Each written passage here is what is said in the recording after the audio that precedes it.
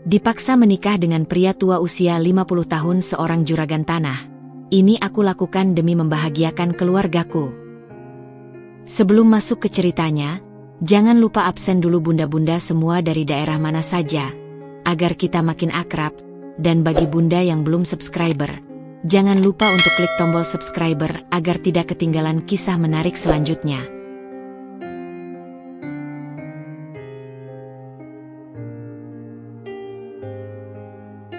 Senja selalu menjadi waktu favoritku di desa kami, Damar Wulan. Langit akan berubah menjadi kanvas raksasa dengan sapuan warna jingga, ungu, dan merah muda, perlahan memudar digantikan bintang-bintang yang mulai bermunculan. Dari teras rumah kami yang sederhana, aku bisa melihat hamparan sawah milik keluarga kami membentang, hijau keemasan diterpa angin sore. Aku, Wulan, berusia 21 tahun, adalah anak sulung dari 4 bersaudara. Tanggung jawab terasa begitu nyata di pundakku, seberat embusan angin yang menerbangkan debu-debu kering dari tanah yang mulai retak. Kami hidup pas-pasan, bahkan cenderung kekurangan. Bapak, seorang petani gigih yang tak pernah menyerah pada alam, kini tampak semakin renta. Kerutan di dahinya semakin dalam, seperti alur-alur di sawah kami yang seringkali kering kerontang di musim kemarau panjang. Ibu, dengan tangan-tangan yang selalu sigap merawat kami, tak pernah mengeluh, tapi sorot matanya seringkali menyimpan duka yang dalam. Adik-adikku, Risa yang ceria dan penuh rasa ingin tahu, Bagas yang pendiam dan rajin membantu, serta si bungsu Dewi yang masih lugu, adalah satu-satunya cahaya dalam kehidupan kami yang serba terbatas. Mereka adalah alasan mengapa aku harus tetap kuat, alasan mengapa aku selalu menelan pahitnya kenyataan tanpa mengeluh. Beberapa bulan terakhir, kehidupan kami kian terhimpit. Musim kemarau panjang telah memusnahkan sebagian besar panen kami. Hasilnya, utang menumpuk, seperti gunung es yang siap runtuh kapan saja. Bapak sudah mencoba berbagai cara, dari meminjam ke tetangga hingga menjual sebagian kecil barang berharga kami. Tapi semua itu hanya seperti menambal lubang yang terlalu besar. Aku melihat Bapak pulang dengan pundak terkulai setiap sore, sorot matanya kosong, dipenuhi rasa putus asa yang menyakitkan. Ibu seringkali menangis diam-diam di dapur. Suara isakannya tertahan agar tak didengar anak-anak. Aku tahu mereka memikirkan masa depan adik-adik. Risa yang sebentar lagi lulus SMP ingin melanjutkan ke SMK jurusan Tata Busana. Impiannya adalah menjadi penjahit sukses. Bagas, meski masih SD, punya cita-cita tinggi ingin kuliah dan menjadi guru. Dewi, dengan segala kepolosannya, hanya tahu bahwa dia ingin sekolah dan bermain seperti teman-temannya. Impian-impian kecil itu, di tengah himpitan ekonomi kami, terasa begitu jauh dan mustahil untuk diraih. Aku sendiri, setelah lulus SMA, tak melanjutkan kuliah. Jangankan kuliah, mencari pekerjaan tetap di desa ini pun sangat sulit. Aku hanya bisa membantu ibu di rumah, sesekali menjadi buruh tani serabutan jika ada yang membutuhkan. Hati kecilku selalu bertanya, sampai kapan begini? Aku ingin membantu, ingin meringankan beban bapak dan ibu. Namun, aku tak tahu bagaimana caranya. Sore itu, di tengah keindahan senja yang semu, aku mendengar percakapan bapak dan ibu dari balik pintu. Suara mereka berbisik-bisik, penuh kehati-hatian. Namun, satu nama yang disebut berulang kali membuatku terpaku, Pak Harjo. Pak Harjo adalah juragan tanah terkaya di Damar Wulan, bahkan mungkin di seluruh kecamatan.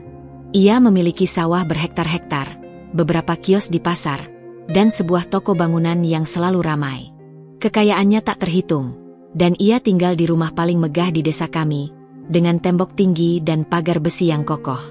Aku mengenalnya sebagai pria parubaya, sekitar 50 tahun, dengan penampilan yang selalu rapi, rambut memutih, dan senyum yang terasa agak aneh bagiku. Senyum yang selalu kubaca sebagai kesombongan tersembunyi. Mendengar nama Pak Harjo disebut-sebut dalam nada serius oleh bapak dan ibu, firasat buruk langsung menyergapku. Jantungku berdebar kencang, seolah ada suara memperingatkan dari dalam diriku. Apa hubungan Pak Harjo dengan masalah keluarga kami? Dan mengapa firasat ini terasa begitu tidak menyenangkan? Malam itu, setelah senja benar-benar tenggelam dan bintang-bintang berkelip malu-malu di langit hitam, suasana di rumah kami terasa berbeda. Ada ketegangan yang tak terucap, seperti benang tipis yang melilit setiap sudut ruangan. Bapak dan ibu tampak lebih sering saling pandang. Tatapan mereka berat, penuh pertimbangan. Mereka berbisik pelan di dapur. Suara mereka terlalu lirih untuk bisa kudengar jelas. Tapi firasat buruk itu semakin mencengkeram. Aku mencoba bersikap biasa, membantu ibu menyiapkan makan malam yang sederhana. Nasi dengan lauk tempe goreng dan sambal. Tapi pikiranku terus berputar pada nama Pak Hardjo. Apa yang terjadi? Mengapa nama juragan tanah itu tiba-tiba menjadi pusat pembicaraan di rumah kami yang biasanya sepi dari hal-hal besar? Keesokan harinya, saat matahari mulai naik dan embun masih membasahi dedaunan, sebuah suara deru mesin memecah keheningan pagi. Sebuah mobil hitam mengilap, model terbaru yang jarang terlihat di desa kami, perlahan berhenti tepat di depan rumah kami yang reot. Jantungku mencelos, berdegup tak beraturan. Tak salah lagi, itu mobil Pak Hardjo. Bapak dan ibu, yang sedang duduk di teras sambil menyesap teh hangat, langsung berdiri dengan raut wajah campur aduk antara cemas, hormat, dan sedikit putus asa. Dari dalam mobil, keluarlah Pak Hardjo. Penampilannya mencolok, seperti biasa. Ia mengenakan kemeja batik sutra berwarna gelap yang terlihat sangat mahal, celana bahan yang licin, dan sepatu pantofel mengilap tanpa setitik pun noda debu. Rambutnya disisir rapi ke belakang. Sebagian sudah memutih di pelipis, menambah kesan berwibawa namun juga mempertegas usianya yang jauh di atasku. Senyumnya yang khas, senyum yang selalu membuatku merasa tidak nyaman, seolah menyimpan makna tersembunyi atau kesombongan yang tak terucap, terpampang jelas di wajahnya yang berkerut. Di belakangnya, seorang asisten pria membawa sebuah tas kulit besar, menambah aura kekuasaan yang menguar dari sosoknya. "Assalamualaikum, Pak Hardjo," sapa bapak dengan suara agak bergetar, tangannya sedikit menggigil saat menyalami. Ibu mengangguk hormat, menundukkan kepala. "Waalaikumsalam, Pak Kardi, Bu Sumi," jawab Pak Hardjo ramah, namun ada nada dominasi yang tak bisa disembunyikan dalam suaranya yang berat. Matanya menyapu ke arahku yang berdiri mematung di ambang pintu. Seragam daster lusuh yang kupakai seolah membuatku semakin tak berdaya. Senyumnya sedikit melebar saat tatapannya berhenti padaku.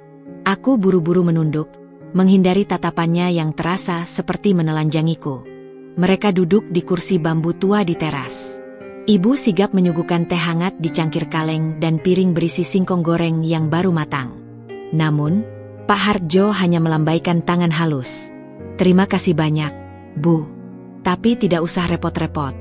Saya kemari ada urusan penting yang harus kita bicarakan." Suasana semakin tegang. Bapak dan ibu tampak gelisah, saling melempar pandang. Adik-adikku, Risa, Bagas, dan Dewi, yang biasanya riuh bermain di halaman, kini terdiam di balik pintu. Mata mereka membulat penasaran melihat tamu penting yang jarang sekali datang ke rumah kami. Aku mengintip dari balik tirai dapur. Jantungku berdegup kencang, mencoba mencuri dengar setiap kata. "Begini, Pak Kardi, Bu Sumi," Pak Hardjo memulai, suaranya pelan tapi tegas. "Saya sudah mendengar kabar tentang kesulitan yang sedang menimpa keluarga Bapak. Utang menumpuk, panen gagal lagi karena kemarau panjang ini, dan saya tahu betul anak-anak Bapak juga butuh biaya sekolah yang tidak sedikit." Bapak mengangguk lesu, bahunya merosot. "Betul sekali, Pak Hardjo. Kami sudah buntu. Kami sudah meminjam ke sana kemari, tapi ini sudah di luar kemampuan kami." Nada suaranya penuh keputusasaan. "Nah, saya punya tawaran," lanjut Pak Hardjo. Nadanya berubah menjadi lebih serius, seolah-olah dia adalah dewa penyelamat. "Tawaran yang saya jamin bisa menyelesaikan semua masalah Bapak dan Ibu, tuntas, tanpa sisa." Mata Bapak dan Ibu langsung berbinar. Ini seperti mukjizat yang tak terduga, sebuah harapan di tengah badai keputusasaan. Sebuah beban berat seolah terangkat dari pundak mereka, meski baru sebatas janji. Aku merasakan kelegaan kecil bercampur dengan kecurigaan yang membuncah. Apa yang akan dia minta sebagai imbalan? "Saya bersedia melunasi semua utang Bapak, berapapun jumlahnya," ucap Pak Hardjo tanpa ragu, menyebutkan angka yang fantastis bagiku, jumlah yang bahkan tak bisa kami bayangkan. "Saya juga akan membiayai sekolah anak-anak Bapak sampai mereka lulus sarjana, bahkan kalau perlu sampai mereka dapat pekerjaan yang layak dan mapan. Dan saya juga akan membantu Bapak mengembangkan sawah, membeli pupuk berkualitas, bibit unggul, serta mesin pertanian agar panen tidak lagi terganggu." Bapak dan ibu saling pandang lagi, kali ini dengan mata berkaca-kaca. Air mata haru mulai membasahi pipi ibu. Semua yang diucapkan Pak Hardjo adalah mimpi terbesar kami. Sebuah jalan keluar dari jurang kemiskinan yang menganga di depan mata. Tapi Pak Hardjo menjeda. Pandangannya kembali tertuju padaku di balik tirai dapur. Matanya menyipit sedikit, seolah menimbang-nimbang. Ada satu syarat. Aku merasakan hawa dingin menjalari tulang punggungku. Firasat buruk itu kembali datang, lebih kuat dan tajam dari sebelumnya. Rasanya seperti sebuah jarum dingin menusuk tepat di jantungku. Aku tahu syarat itu pasti berhubungan denganku. Aku bisa merasakannya. Syaratnya? Tanya Bapak. Suaranya kini dipenuhi harapan yang begitu besar hingga terdengar putus asa. Saya ingin Wulan menjadi istri saya, ucap Pak Hardjo tanpa basa-basi. Suaranya datar namun penuh keyakinan, seolah sedang meminta barang dagangan. Saya sudah lama mengagumi Wulan. Dia gadis yang baik, rajin, dan cantik. Saya yakin dia akan menjadi istri yang sempurna untuk saya. Rumah saya besar, butuh ada yang mengurus dan menemani. Saya juga sudah tua, butuh pendamping. Kata-kata itu menghantamku seperti badai besar yang tiba-tiba menerjang. Dunia di sekelilingku seolah runtuh, berganti dengan suara dengung di telingaku.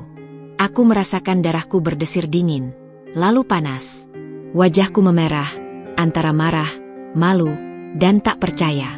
Jadi ini maksud percakapan Bapak dan Ibu semalam? Jadi ini alasan Pak Hardjo datang ke rumah kami dengan segala tawaran manisnya? Untuk menukar kebebasanku dengan kebahagiaan keluargaku? Aku tidak bisa menahan diri lagi. Amarah bercampur rasa jijik mendorongku keluar dari dapur. Aku melangkah keluar dari ambang pintu, berdiri di hadapan mereka dengan mata membulat menatap Pak Hardjo, lalu beralih ke Bapak dan Ibu yang kini menunduk, tak berani menatapku. Apa? Suaraku bergetar hebat, lebih keras dari yang kuinginkan, memecah keheningan yang mencekam. Apa maksudnya ini, Pak? Bu? Menjualku untuk membayar utang dan biaya sekolah adik-adik? Pak Hardjo tersenyum tipis, seolah tak terkejut sedikit pun dengan reaksiku, bahkan mungkin sudah memperkirakannya. Bapak dan Ibu hanya bisa menatapku dengan tatapan penuh penyesalan, putus asa, dan permintaan maaf tanpa suara. Di mata mereka, aku melihat sebuah pilihan yang tak bisa mereka tolak. Sebuah pilihan yang akan mengubah seluruh hidupku menjadi sesuatu yang tak pernah kubayangkan. Keheningan yang mencekam setelah ledakan amarahku terasa lebih memekakan telinga daripada suara teriakanku sendiri. Udara di teras rumah kami seolah membeku, syarat dengan beban tak terucapkan. Bapak dan Ibu masih menunduk, wajah mereka memerah padam, penuh rasa bersalah yang kentara, seolah mereka telah melakukan kejahatan besar. Sementara Pak Hardjo, ia hanya diam, menatapku dengan tatapan tenang yang sulit kubaca. Senyum tipisnya masih terukir di bibirnya, senyum seorang pemenang yang telah lama merencanakan langkah catur terakhirnya, yakin bahwa ia akan mendapatkan apa yang diinginkan. Wulan, jaga bicaramu. Bapak akhirnya mengangkat kepala, sorot matanya yang biasanya teduh kini dipenuhi kegelisahan. Suaranya pelan tapi tegas, lebih mirip teguran putus asa daripada luapan amarah. Ini bukan seperti yang kamu pikirkan. Kita tidak menjualmu, Enduk. Bukan seperti yang kupikirkan. Suaraku melengking, tak peduli lagi pada rasa hormat atau adat ketimuran yang selalu diajarkan ibu untuk dijaga di hadapan orang yang lebih tua, apalagi tamu. Lalu apa bedanya, Pak? Apa bedanya ini dengan menjual anak sendiri demi menyelamatkan diri dari kemiskinan? Air mata sudah menggenang di pelupuk mataku, siap tumpah kapan saja, membakar pipiku. Rasa sakit hati bercampur dengan rasa pengkhianatan yang teramat dalam. Ibu, yang sejak tadi membisu, kini terisak pelan, bahunya bergetar. Ia bangkit dari kursi bambu reot, mendekatiku dengan langkah gontai dan memegang tanganku yang dingin, sedingin hatiku saat itu. Genggaman tangannya lemah, seolah ia sendiri tak punya daya. Enduk, Ibu mohon, dengarkan dulu. Ini semua demi kebaikan kita, kebaikan masa depan adik-adikmu. Suaranya serak karena menahan tangis. Kebaikan siapa, Bu? Tanyaku getir, menarik tanganku dari genggamannya. Ada rasa putus asa yang menyakitkan di setiap kata yang keluar dari bibirku. Kebaikan keluarga, tapi mengorbankan anak sendiri? Beginikah cara bapak dan ibu membahagiakan adik-adik? Dengan mengorbankan kakak mereka sendiri? Mengorbankan kebahagiaanku. Aku melirik sekilas ke arah Pak Hardjo, yang masih duduk tenang, seolah semua drama ini tidak mengganggunya sama sekali. Pak Hardjo akhirnya angkat bicara, suaranya tenang, nyaris seperti bisikan menenangkan, namun justru semakin menekan. Wulan, saya mengerti perasaanmu. Ini mungkin mengejutkan, dan kamu mungkin merasa marah. Tapi percayalah, niat saya baik. Saya tidak ingin memanfaatkan keadaan keluargamu. Saya hanya ingin. Ia menjeda, menatapku lurus dengan mata yang tajam namun seolah penuh pengertian. Saya ingin menjadikanmu istri. Kamu akan hidup berkecukupan, Wulan. Rumah saya besar, butuh ada yang mengurus dan menemani. Saya juga sudah tidak muda lagi, butuh pendamping yang bisa saya ajak berbagi sisa hidup. Kata-katanya manis, terlalu manis, seperti racun berbalut madu. Ia melukiskan gambaran surga di hadapanku, surga yang penuh kemewahan, harta, dan jaminan masa depan cerah. Tapi surga itu dibangun di atas kehampaan jiwaku, di atas makam impian masa mudaku. Aku melihat bapak dan ibu mengangguk-angguk, seolah terhipnotis oleh janji-janji itu. Air mata ibu yang awalnya sedih, kini mulai berubah menjadi air mata harapan. Harapan akan masa depan yang lebih baik bagi adik-adikku, bagi keluarga kami. Wulan, pikirkan adik-adikmu, kata bapak dengan suara parau, berusaha menekan emosinya. Risa ingin sekolah tata busana, impiannya tinggi. Bagas ingin jadi guru, dia pintar sekali. Dewi juga harus sekolah, dia masih kecil, masa depannya masih panjang. Kalau tidak ada uang, bagaimana? Kita bisa kehilangan rumah ini, Wulan. Utang kita sudah menumpuk setinggi gunung. Kita bisa diusir, enduk. Ketakutan itu, ketakutan akan kehilangan segalanya yang seringkali menyelimuti rumah kami, kini diucapkan dengan jelas, telanjang, dan tanpa tedeng aling-aling. Itu adalah ketakutan yang paling nyata. Aku tahu betapa sulitnya bapak dan ibu selama ini. Aku melihat bagaimana mereka berjuang, menahan lapar, menahan malu di hadapan rentenir yang tak henti menagih. Mereka tidak meminta ini. Situasi yang memaksa mereka. Mereka putus asa. Dan aku adalah satu-satunya harapan terakhir mereka. Perlahan, amarahku mulai berganti menjadi keputusasaan yang mendalam. Rasanya seperti sebuah beban raksasa tiba-tiba diletakkan di dadaku, menyesakkan napas. Aku menoleh ke arah pintu belakang, di mana adik-adikku mengintip dengan wajah polos mereka. Risa, dengan mata penasaran dan penuh tanya. Bagas, yang tampak bingung dan sedikit takut. Dewi, yang masih memegang boneka lusuhnya, tak mengerti arti kata-kata orang dewasa di hadapannya. Mereka tidak tahu apa yang sedang terjadi, tapi masa depan mereka kini ada di tanganku, tergenggam erat dalam keputusan yang harus kuambil. Aku tahu, jika aku menolak tawaran Pak Hardjo, semua beban itu akan kembali ke pundak bapak dan ibu, bahkan mungkin menjadi lebih berat dari sebelumnya.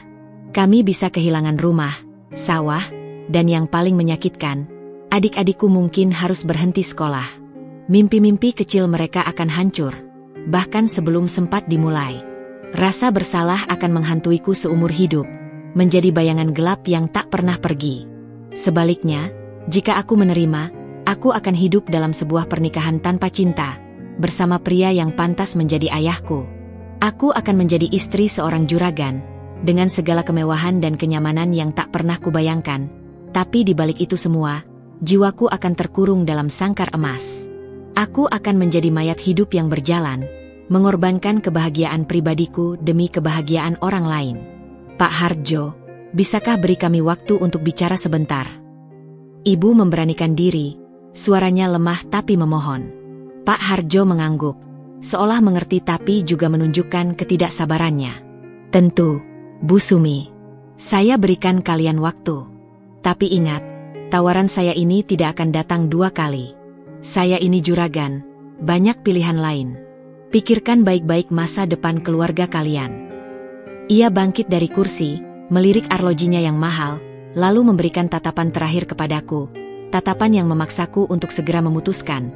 lalu pergi dengan mobil mewahnya, meninggalkan kami dalam keheningan yang lebih berat dari sebelumnya. Bau parfum mahal yang ia kenakan masih tertinggal, bercampur dengan aroma tanah basah dan kesedihan. Aku tidak bisa menahan tangis lagi. Pertahanan terakhirku runtuh. Aku berlutut di lantai teras, bahuku bergetar hebat, air mata deras membasahi daster lusuhku. Bapak mendekat, mengusap punggungku dengan tangannya yang kasar dan gemetar. Ibu memelukku erat, seolah ingin menyalurkan seluruh kekuatannya, namun yang terasa hanyalah kehangatan putus asa. "Maafkan Bapak," enduk, bisik Bapak, suaranya parau. "Maafkan kami. Tapi hanya ini jalan satu-satunya. Demi masa depan adik-adikmu, demi kita semua." Enduk, "Ibu mohon," tambah ibu, suaranya tercekat oleh tangis. "Adik-adikmu, masa depan mereka ada di tanganmu. Kamu anak yang baik," enduk, "anak yang berbakti. Tuhan pasti tahu pengorbananmu ini." Kata-kata mereka, alih-alih memberiku kekuatan atau pengertian, justru semakin menekanku, semakin mengikatku dalam jerat takdir yang tak kuinginkan. Aku terperangkap. Di satu sisi adalah kebahagiaan dan masa depan keluargaku yang sangat kucintai. Di sisi lain adalah kebebasan, impian, dan kebahagiaan masa mudaku yang harus kukorbankan. Tidak ada pilihan lain. Aku tahu itu. Dan di saat itulah, keputusan pahit itu mulai terbentuk dalam benakku. Malam itu, setelah kepergian Pak Hardjo dan badai air mataku mereda, rumah kami diselimuti keheningan yang lain. Bukan lagi keheningan cemas seperti sebelumnya, melainkan keheningan yang lebih berat, penuh dengan arti yang tak terucapkan dan pengorbanan yang membayangi. Bapak duduk termenung di sudut ruang tamu, sesekali menghela napas panjang yang terdengar seperti erangan. Ibu, dengan mata sembab dan wajah lelah, mondar-mandir di dapur, menyiapkan teh hangat yang tak seorang pun benar-benar ingin minum. Bahkan aroma melati dari teh itu terasa pahit. Adik-adikku, Risa, Bagas, dan Dewi, yang biasanya berebut makanan dan berceloteh riang, kini makan dalam diam, merasakan aura tegang dan kesedihan yang menyelimuti kami. Mereka terlalu kecil untuk mengerti sepenuhnya, tapi cukup peka untuk merasakan bahwa ada sesuatu yang besar dan menyedihkan sedang terjadi pada kakak sulung mereka. Aku menyendiri di kamar, di pojok tempat tidur lusuhku yang hanya beralaskan tikar pandan, meringkuk memeluk lutut. Pikiranku kalut, seperti benang kusut yang tak tahu ujungnya, melilit erat hatiku.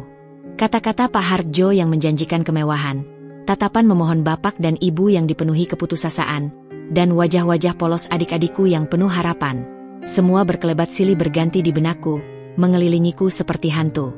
Setiap skenario yang kubayangkan terasa seperti mimpi buruk yang tiada akhir. Jika aku menolak, apa yang akan terjadi? Bapak dan ibu akan kembali dihimpit utang yang menggunung. Mungkin mereka akan benar-benar diusir dan kehilangan rumah ini, satu-satunya tempat berlindung kami.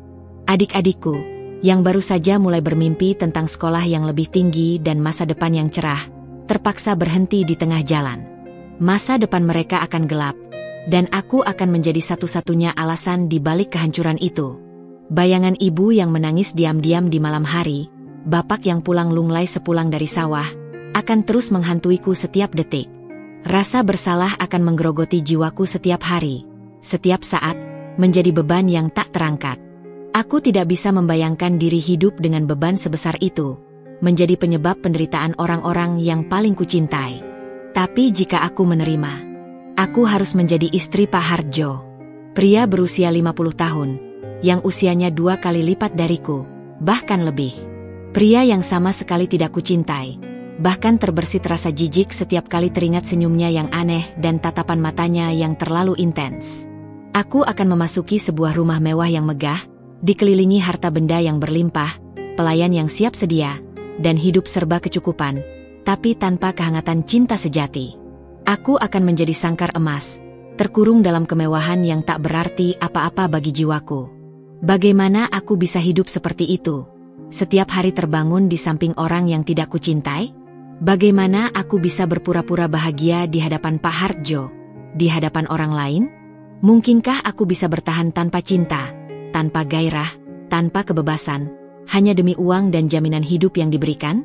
Air mataku kembali tumpah, deras mengalir membasahi pipi, menenggelamkan bantal lusuhku. Ini adalah pilihan yang paling kejam, yang paling tidak adil. Tidak ada jalan keluar yang benar-benar baik.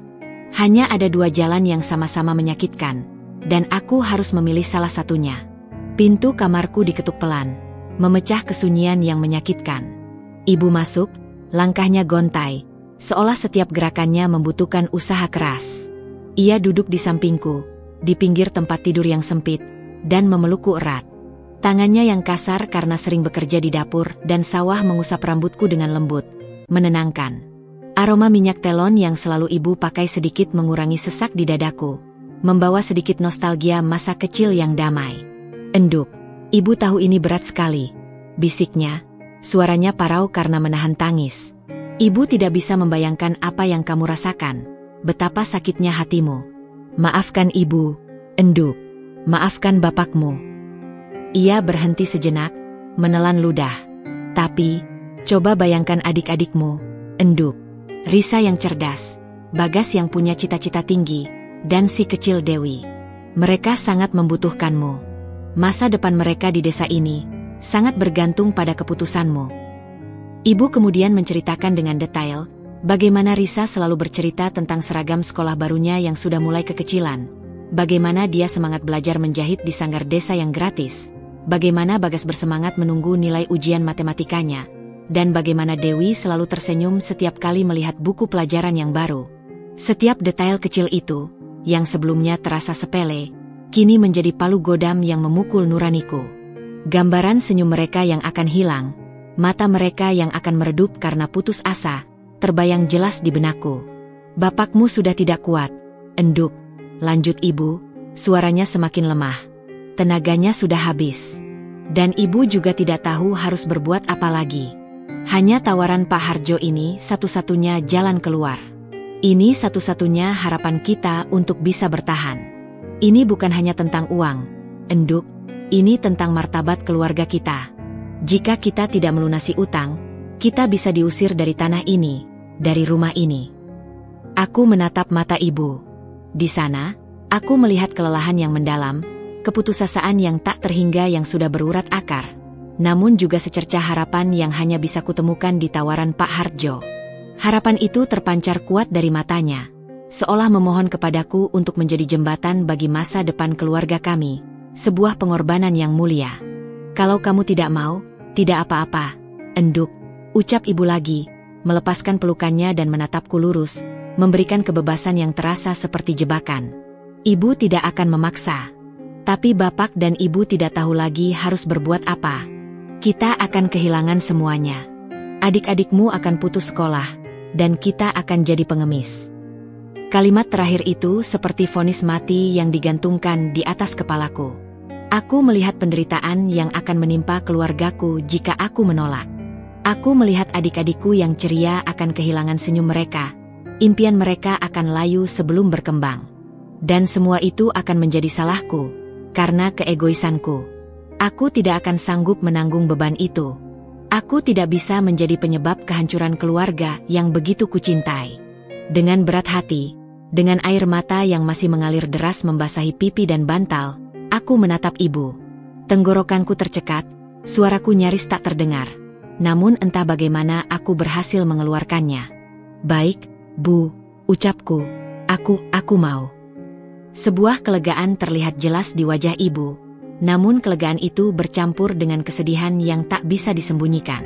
Matanya kembali berkaca-kaca, dan kali ini ia memelukku lagi, lebih erat, seolah ingin menyampaikan jutaan terima kasih, maaf, dan beban yang harus ia pikul karena meminta hal ini dariku. Di pelukan ibu, aku merasa seperti seonggok daging tak berdaya, seperti sebuah boneka yang telah diputuskan nasibnya. Aku telah membuat keputusan. Keputusan yang akan membekukan seluruh kebahagiaanku, menukarnya dengan kelegaan dan masa depan yang lebih baik bagi keluarga. Namun, di balik semua pengorbanan ini, di dalam relung hatiku yang paling dalam, sebuah pertanyaan samar mulai muncul. Apakah kebahagiaan yang dibangun di atas penderitaan seseorang benar-benar bisa disebut kebahagiaan sejati? Dan mampukah aku menjalani kehidupan yang kosong ini? Keputusan telah dibuat, terucap dari bibirku yang gemetar. Namun terasa asing di telingaku sendiri, seolah itu bukan suaraku. Sejak saat itu, Suasana di rumah berubah drastis, diselimuti selubung kelegaan yang menyesakan. Ada aura lega yang jelas terlihat pada bapak dan ibu, meski sesekali diselingi tatapan iba dan rasa bersalah yang mereka coba sembunyikan setiap kali pandangan kami bertemu. Senyum tipis mulai kembali terukir di wajah mereka, sebuah senyum yang terasa seperti ironi pahit bagiku. Aku telah menyelamatkan mereka, mengeluarkan mereka dari lilitan utang dan keputusasaan, tapi dengan harga diriku sendiri, dengan mengubur impian dan kebebasanku hidup-hidup. Tidak butuh waktu lama bagi kabar itu untuk menyebar ke seluruh Damar Wulan. Desa kecil ini, dengan segala kebiasaan bergosip dan mata jeli para tetangga, dengan cepat mengetahui bahwa Wulan, si anak sulung petani miskin yang selalu sederhana, akan menikah dengan juragan tanah kaya raya, Pak Hardjo.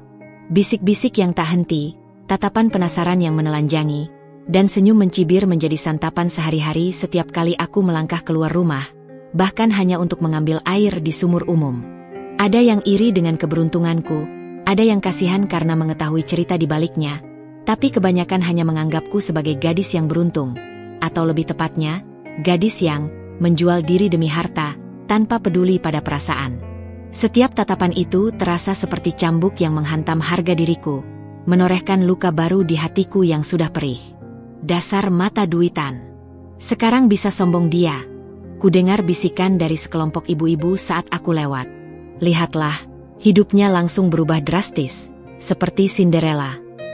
Siapa sangka, gadis desa biasa bisa jadi nyonya besar, jadi istri juragan tua, komentar lain yang menusuk telinga.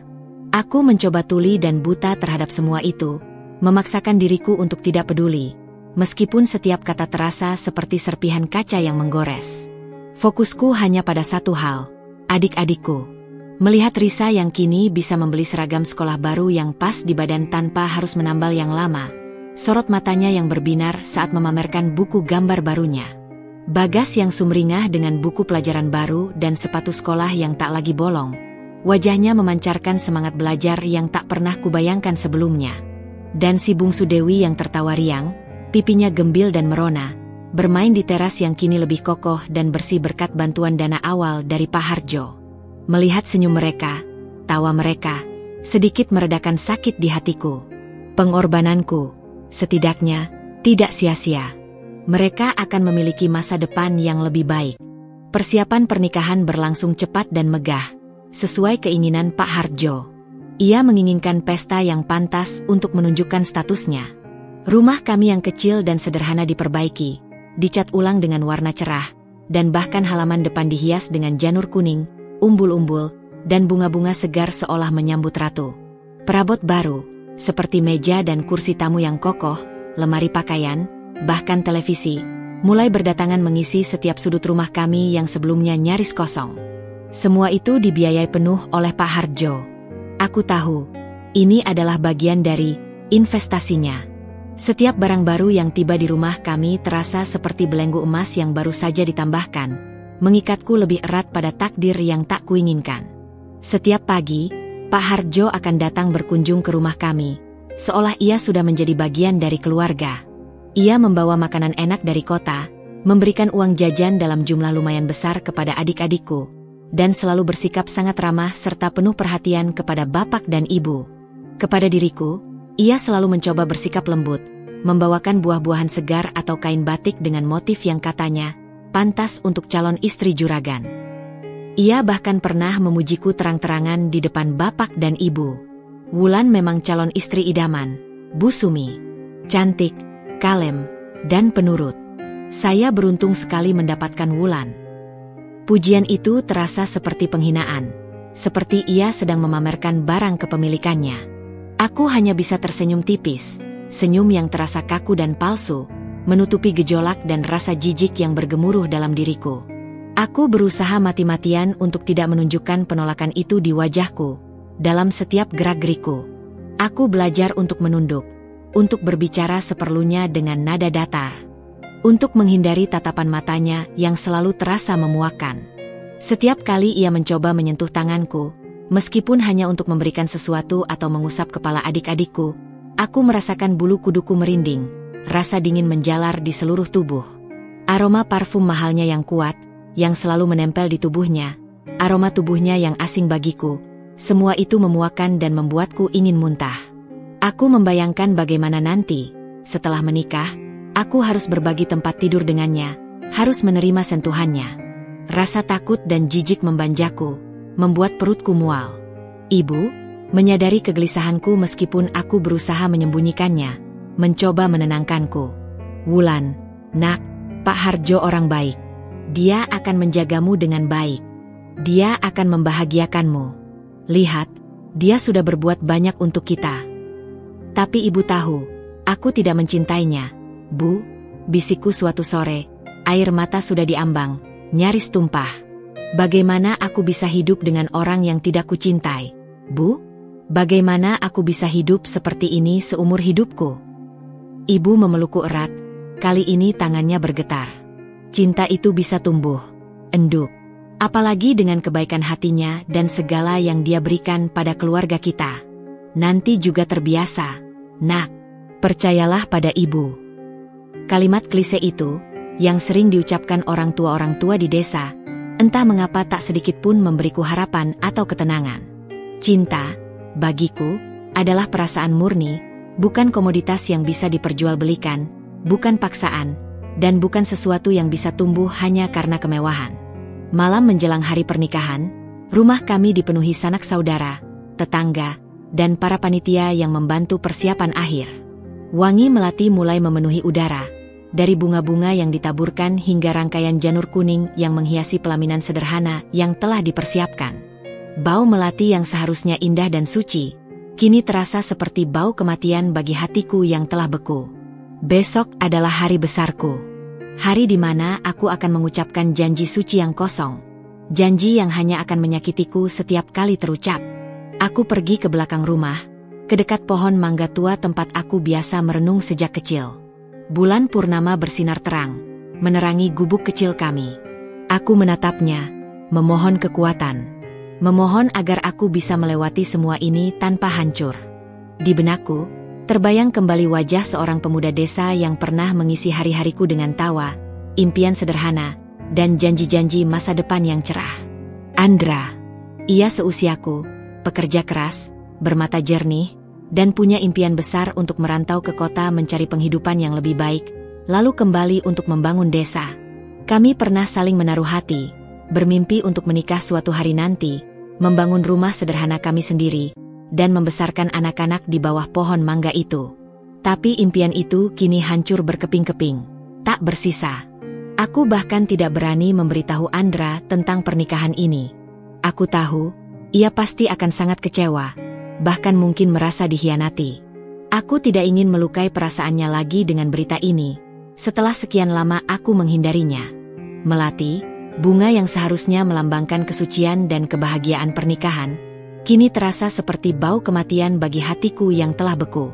Aku akan menikah, tapi hatiku menolak keras. Aku akan memulai hidup baru, tapi jiwaku merasa mati. Ini adalah awal dari babak baru yang tak pernah kuharapkan. Pagi itu, hari pernikahanku, terasa seperti mimpi buruk yang enggan usai. Langit di atas damar wulan terlihat sendu, tertutup awan kelabu tebal, seolah ikut merasakan duka yang menyelimuti hatiku. Tidak ada cahaya matahari yang menembus, hanya bias samar yang membuat suasana terasa makin muram, mencekam. Di luar, suara hiruk-pikuk persiapan terdengar jelas, memekakkan telinga. Tukang rias sudah tiba sejak subuh, bau bedak dan parfum semerbak memenuhi kamar. Para tetangga dan sanak saudara sibuk menata kursi dan hidangan di halaman yang sudah disulap menjadi tempat resepsi sederhana. Semuanya meriah, tapi kemeriahan itu terasa asing dan hampa bagiku. Seperti sebuah pementasan sandiwara di mana aku adalah pemeran utamanya yang tak punya pilihan. Aku duduk terpaku di depan cermin kecil di kamar, menatap pantulanku yang asing dan tak kukenali. Wajahku yang biasanya polos kini dipoles dengan riasan tebal, menyembunyikan mata sembab dan kesedihan yang tak tertahankan. Rambutku disanggul rapi, dihiasi untaian melati segar yang semalam terasa seperti belenggu, kini justru terasa seperti kain kafan yang membungkus jiwaku. Gaun pengantin berwarna putih gading yang mewah, dengan detail bordir halus dan payet berkilauan, kiriman langsung dari butik kota milik Pak Harjo, terasa begitu berat dan menyesakan. Ini bukan gaun pengantin impianku. Ini adalah gaun yang menutupi jiwaku yang mati, mengumumkan kepada dunia bahwa aku kini adalah milik orang lain, sebuah transaksi yang sah. Cantik sekali kamu, enduk. Suara ibu memecah lamunanku, lirih dan syarat emosi. Ia berdiri di belakangku, matanya berkaca-kaca, senyumnya tipis dan penuh haru bercampur kesedihan yang sama denganku. Tangannya yang kasar mengusap lembut bahuku yang terbalut gaun mahal. Sudah siap, nak? Aku hanya mengangguk pelan. Tenggorokanku tercekat, tak sanggup bersuara. Setiap helaan napas terasa berat, seperti ada batu besar yang menimpa dadaku. Risa dan Dewi, dengan mata berbinar takjub, mengintip dari balik pintu, memandangi kakak mereka yang berubah menjadi sosok bak putri raja. Mereka tidak tahu betapa mahalnya harga gaun itu bagiku, harga kebahagiaanku. Mereka hanya melihat keindahan fisik yang kasat mata. Prosesi akad nikah dimulai. Aku dituntun bapak keluar kamar, menyusuri lorong singkat menuju pelaminan yang dihias megah di ruang tamu. Langkah kakiku terasa berat. Kaki ini seolah tak mau bergerak, seolah setiap jengkal menuju altar adalah langkah menuju jurang yang dalam, tanpa dasar. Di sana, di tengah kerumunan tamu yang sibuk berbisik dan tersenyum, senyum yang terasa seperti belati yang menusukku, duduklah Pak Hardjo. Ia mengenakan beskap tradisional berwarna senada dengan gaunku, lengkap dengan belangkon batik yang serasi. Senyumnya lebar dan penuh kemenangan saat melihatku berjalan mendekat. Pandangannya terasa seperti cengkeraman tak kasat mata yang mencekik, mengklaimku bahkan sebelum janji terucap. Bapak, dengan tangan gemetar, menyerahkan tanganku kepada Pak Hardjo. Genggaman tangannya dingin dan gemetar, berbeda dengan tangan Pak Hardjo yang hangat, kokoh, dan penuh keyakinan. Rasa jijik dan takut yang membanjiri diriku semakin kuat. Aku memaksakan diri untuk tersenyum. Senyum yang terasa seperti topeng karet yang melekat erat di wajahku, jauh dari ketulusan. Ijab kabul dimulai. Suara penghulu menggema, melafalkan ayat-ayat suci dan janji-janji pernikahan. Aku tidak mendengar satu kata pun dengan jelas. Semuanya membaur menjadi dengungan di telingaku. Bapak mengucapkan ikrar perwalian dengan suara tercekat, disusul suara Pak Hardjo yang lantang dan tegas mengucapkan janji pernikahan. Setiap kata yang keluar dari bibirnya, saya terima nikahnya, dengan mas kawin. Terasa seperti palu yang menghantam gendang telingaku, mengikatku dalam sebuah kontrak yang tak kuinginkan, sebuah janji yang akan kubawa seumur hidup. Aku hanya bisa menunduk, memejamkan mata erat-erat, berharap semua ini hanyalah mimpi buruk yang akan segera berakhir.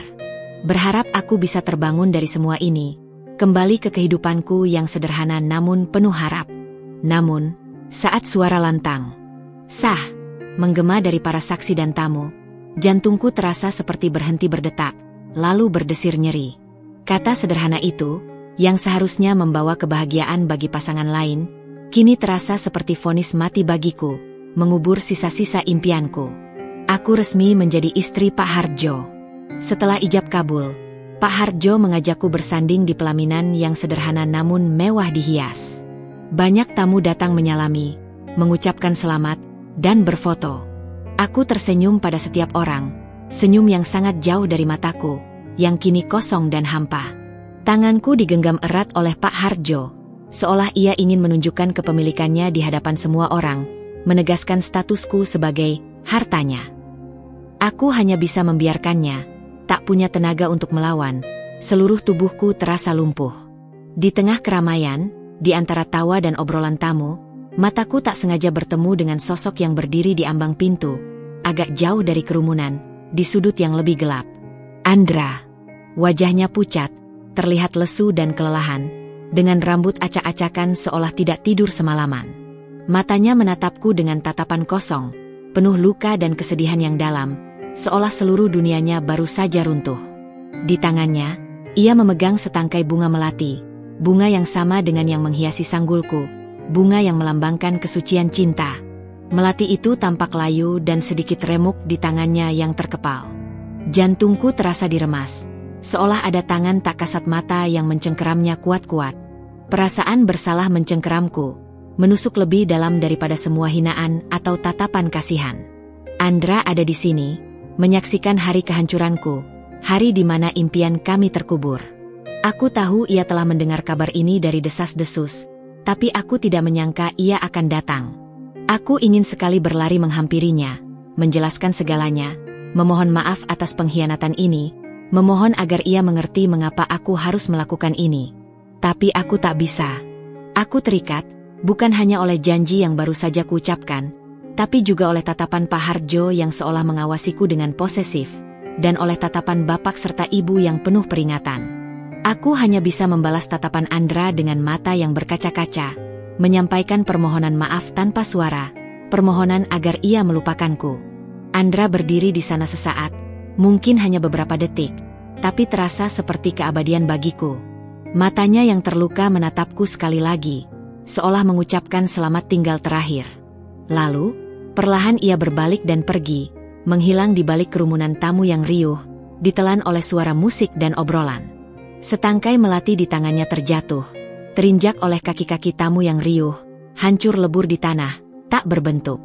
Sama seperti impian kami berdua. Hari itu, aku mengenakan gaun pengantin terindah yang pernah kubayangkan, bersanding dengan pria terkaya di desa, di hadapan banyak orang. Namun, di dalam hatiku, sebuah janji kosong telah terucap, dan jiwaku terasa hancur lebur, tak tersisa. Langit yang sendu di luar sana, seolah benar-benar menjadi cerminan dari apa yang kurasakan di dalam. Sebuah tanda akan badai yang baru saja dimulai dalam hidupku. Setelah hiruk-pikuk resepsi berakhir dan para tamu perlahan meninggalkan rumah yang baru saja menjadi saksi bisu pengorbananku, malam pertama di rumah Pak Hardjo tiba. Ini bukan rumahku yang sederhana dengan aroma tanah basah dan kayu lapuk. Tempat tawa adik-adikku selalu mengisi setiap sudut. Ini adalah rumah megah, dengan dinding tinggi berubin dingin yang memantulkan cahaya lampu, perabot kayu jati ukiran yang kokoh dan mahal, dan lampu kristal yang menggantung megah di langit-langit, memancarkan cahaya terlalu terang, seolah ingin menyembunyikan kegelapan di hatiku. Aroma melati yang tadi pagi terasa memuakan, kini digantikan oleh aroma pengharum ruangan mewah yang asing namun terasa mencekik, membuatku sulit bernapas. Aku duduk di tepi ranjang besar di kamar pengantin, yang ukurannya bahkan mungkin lebih besar dari seluruh kamarku di rumah lama. Kain sprei satin terasa licin dan dingin di kulit, seperti es. Aku masih mengenakan gaun pengantin, terlalu lelah untuk menggantinya, terlalu hampa untuk peduli akan penampilan. Di cermin besar yang menghadap ranjang, aku melihat pantulanku. Bukan lagi Wulan yang dulu, gadis desa sederhana yang penuh mimpi dan tawa, melainkan seorang wanita dengan tatapan kosong, terperangkap dalam kemewahan yang tidak ia inginkan, sebuah cangkang tanpa isi. Tak lama kemudian, pintu terbuka dengan suara pelan dan Pak Hardjo masuk. Ia sudah berganti pakaian dengan sarung dan kaos rumahan, terlihat jauh lebih santai dan akrab. Senyumnya lebar, penuh kelegaan dan kepuasan yang kentara di wajahnya yang berkerut. Ia mendekatiku, duduk di sisiku di tepi ranjang, dan mengusap lembut rambutku yang sudah tak bersanggul lagi. "Wulan, sayang, sekarang kamu sudah menjadi istriku," ucapnya. Suaranya terdengar lembut namun di telingaku terasa seperti seruan kemenangan seorang penakluk. "Mulai sekarang, semua yang ada di rumah ini adalah milikmu juga. Kamu tidak perlu khawatir lagi tentang apapun. Hidupmu akan bahagia, dijamin." Aku hanya menunduk, tidak berani menatapnya. Setiap sentuhannya terasa seperti sengatan listrik dingin, membuat bulu kuduku merinding. Kebahagiaan? Bagaimana bisa aku bahagia jika hatiku menjerit dalam kesepian yang dalam, terkunci rapat di balik jeruji janji palsu? "Mari, sayang, ganti bajumu. Kamu pasti lelah seharian," katanya, nadanya masih lembut, berusaha menyenangkan dan menunjukkan perhatian. Ia bahkan mengambilkan gaun tidur sutra berwarna merah muda yang halus dari lemari besar, menyerahkannya kepadaku. Aku menurut, seperti boneka yang patuh. Pergi ke kamar mandi pribadi yang luas, dengan bathtub dan shower air hangat, kemewahan yang tak pernah kubayangkan dan tak pernah kubutuhkan. Di sana, aku melepaskan gaun pengantinku, melepas untayan melati yang sudah layu dari sanggulku. Setiap helainya terasa seperti memutuskan ikatan terakhir dengan masa laluku, dengan diriku yang lama, dengan impian-impian sederhanaku. Aku menatap diriku di cermin kamar mandi, tanpa riasan, tanpa gaun mewah. Hanya Wulan yang rapuh, yang kini telah tiada, menyisakan bayangan. Malam pertama itu berlalu dalam keheningan yang menyakitkan. Pak Hardjo tidak memaksakan kehendaknya yang paling intim.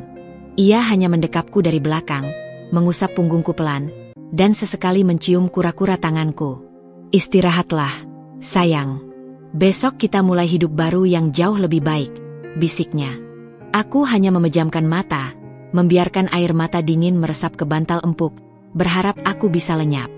Kelembutannya, yang seharusnya menenangkan dan membangkitkan rasa aman, justru semakin membuatku merasa hampa, terjebak. Itu adalah kelembutan seorang pemilik, bukan seorang kekasih yang mencintaiku apa adanya. Aku merasa seperti boneka yang baru saja ia beli, dipajang, dan akan diperlakukan sesuai keinginannya. Hari-hari berikutnya di rumah Pak Hardjo adalah rutinitas yang monoton dan terasa panjang. Aku bangun pagi di ranjang yang terlalu besar untukku sendiri, dibantu oleh Mbok Nah, asisten rumah tangga yang sudah tua dan baik hati, yang sorot matanya seringkali memancarkan rasa iba kepadaku. Sarapan di meja makan yang besar dan panjang, dengan hidangan berlimpah yang tak sanggup kuhabiskan. Siang hari, Pak Hardjo akan pergi mengurus bisnisnya, meninggalkan aku sendirian di rumah sebesar istana yang terasa dingin dan kosong. Aku memiliki kebebasan untuk melakukan apa saja, namun tidak ada yang benar-benar ingin kulakukan. Aku bisa membaca buku-buku di perpustakaannya yang luas, menonton televisi dengan ratusan saluran, atau sekadar duduk melamun di teras belakang yang menghadap ke kebun bunga tertata rapi. Namun, semua itu terasa hambar, tanpa makna. Telepon rumah sering berdering, dan kebanyakan adalah panggilan dari ibu atau bapak yang menanyakan kabarku. Aku selalu menjawab dengan nada ceria yang kuusahakan sekuat tenaga. Senyum palsu tersungging di bibirku saat berbicara. Aku meyakinkan mereka bahwa aku baik-baik saja, bahwa aku bahagia, bahwa semua pengorbanan ini pantas. "Pak Hardjo baik sekali, Bu. Aku tidak kurang suatu apapun. Dia sangat perhatian." Setiap kebohongan itu terasa seperti pisau yang menusuk hatiku sendiri, mengukir luka baru di sana. Aku tidak ingin mereka khawatir, tidak ingin mereka menyesal atas keputusan ini. Pengorbananku harus terlihat berhasil, demi ketenangan mereka. Pak Hardjo selalu pulang sore hari, dan kami akan makan malam bersama, hanya berdua di meja besar itu. Dia selalu bercerita panjang lebar tentang bisnisnya, tentang orang-orang penting yang ia temui, tentang investasi barunya. Aku akan mendengarkan dengan seksama, mengangguk, dan sesekali tersenyum palsu di tempat yang tepat. Setelah itu, kami akan menonton televisi bersama atau sekadar duduk di ruang keluarga, membaca koran atau majalah. Ia selalu mencoba menyentuh tanganku, mengusap bahuku, atau sesekali mencium keningku sebelum tidur. Setiap sentuhan itu, meski tak ada paksaan, tetap terasa berat, seperti belenggu tak kasat mata yang mengikat tubuhku, memuakkan hatiku.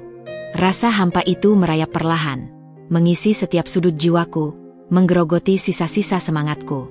Aku memiliki segalanya, kemewahan yang tak pernah kumiliki sebelumnya, bahkan tak pernah kumimpikan. Uang bukan lagi masalah. Keluargaku aman, adik-adikku bisa sekolah setinggi mungkin, masa depan mereka terjamin. Tapi aku merasa seperti kehilangan sebagian besar dari diriku. Aku adalah Wulan yang baru, istri juragan tanah, pemilik rumah mewah, tapi bukan Wulan yang hidup, yang punya impian, yang bisa merasakan kebahagiaan sejati. Aku hanya seonggok raga yang berfungsi, dengan hati yang mati, terbungkus dalam selubung sutra. Di tengah semua kemewahan itu, aku sering merindukan gubuk sederhanaku. Merindukan aroma tanah basah setelah hujan yang menenangkan, suara tawa riang adik-adikku yang berebut layang-layang di sore hari, dan bisikan angin di antara dedaunan pohon mangga tua di belakang rumah. Aku merindukan kebebasan untuk bermimpi, untuk mencintai, untuk menjadi diriku sendiri tanpa topeng. Sangkar emas ini, betapapun indahnya, betapapun berkilauannya, tetaplah sangkar yang memenjarakanku, menyekap jiwaku. Hari-hari bergulir tanpa makna berarti di rumah besar Pak Hardjo, seperti lembaran kalender yang dirobek tanpa perasaan.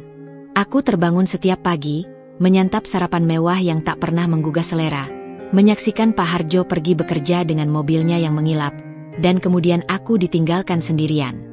Setiap sudut rumah ini terasa dingin dan hampa, meskipun dihiasi perabot mahal, lukisan-lukisan abstrak, dan keheningan yang seharusnya damai. Aku mencoba mengisi waktu dengan membaca buku-buku tebal di perpustakaan Pak Hardjo, buku-buku tentang bisnis dan hukum yang sama sekali tak menarik minatku. Kata-kata itu hanya lewat begitu saja tanpa menyentuh pikiranku, seperti bayangan yang melintas. Aku sering duduk di tepi kolam ikan koi di taman belakang, memandangi ikan-ikan berwarna-warni yang berenang tenang dalam lingkaran tanpa akhir.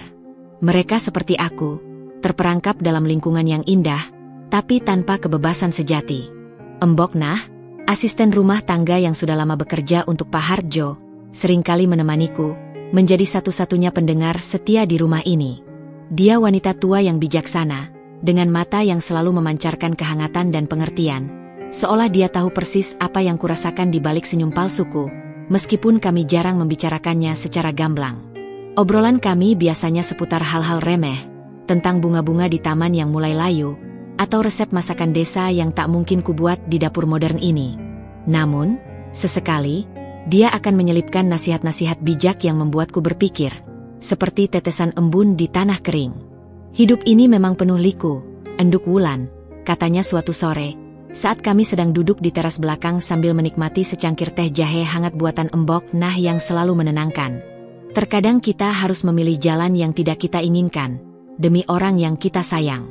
Tapi ingat, setiap jalan pasti ada pelajaran, dan setiap cobaan pasti ada hikmahnya. Jangan pernah kehilangan harapan. Kata-kata Embok Nah memberiku sedikit kekuatan, sepercik cahaya di tengah kegelapan, tapi tetap tidak menghilangkan rasa hampa yang terus merayap, menggerogoti jiwaku sedikit demi sedikit.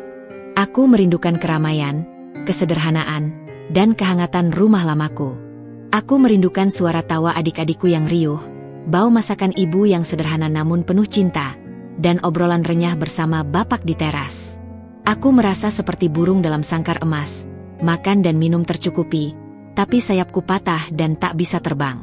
Suatu siang, dalam upaya memecah kebosanan yang mencekik dan mencari udara segar yang sesungguhnya, aku memutuskan untuk pergi ke pasar desa. Pak Hardjo tidak pernah melarangku keluar, asalkan aku diantar sopir pribadi dan dikawal salah satu pegawainya yang berbadan tegap. Namun, kali ini, aku ingin merasakan kebebasan sebentar, berjalan kaki sendirian seperti dulu, tanpa mata-mata yang mengawasi. Aku bilang pada Embok Nah bahwa aku ingin membeli bahan-bahan masakan tradisional yang tidak ada di kulkas Pak Hardjo.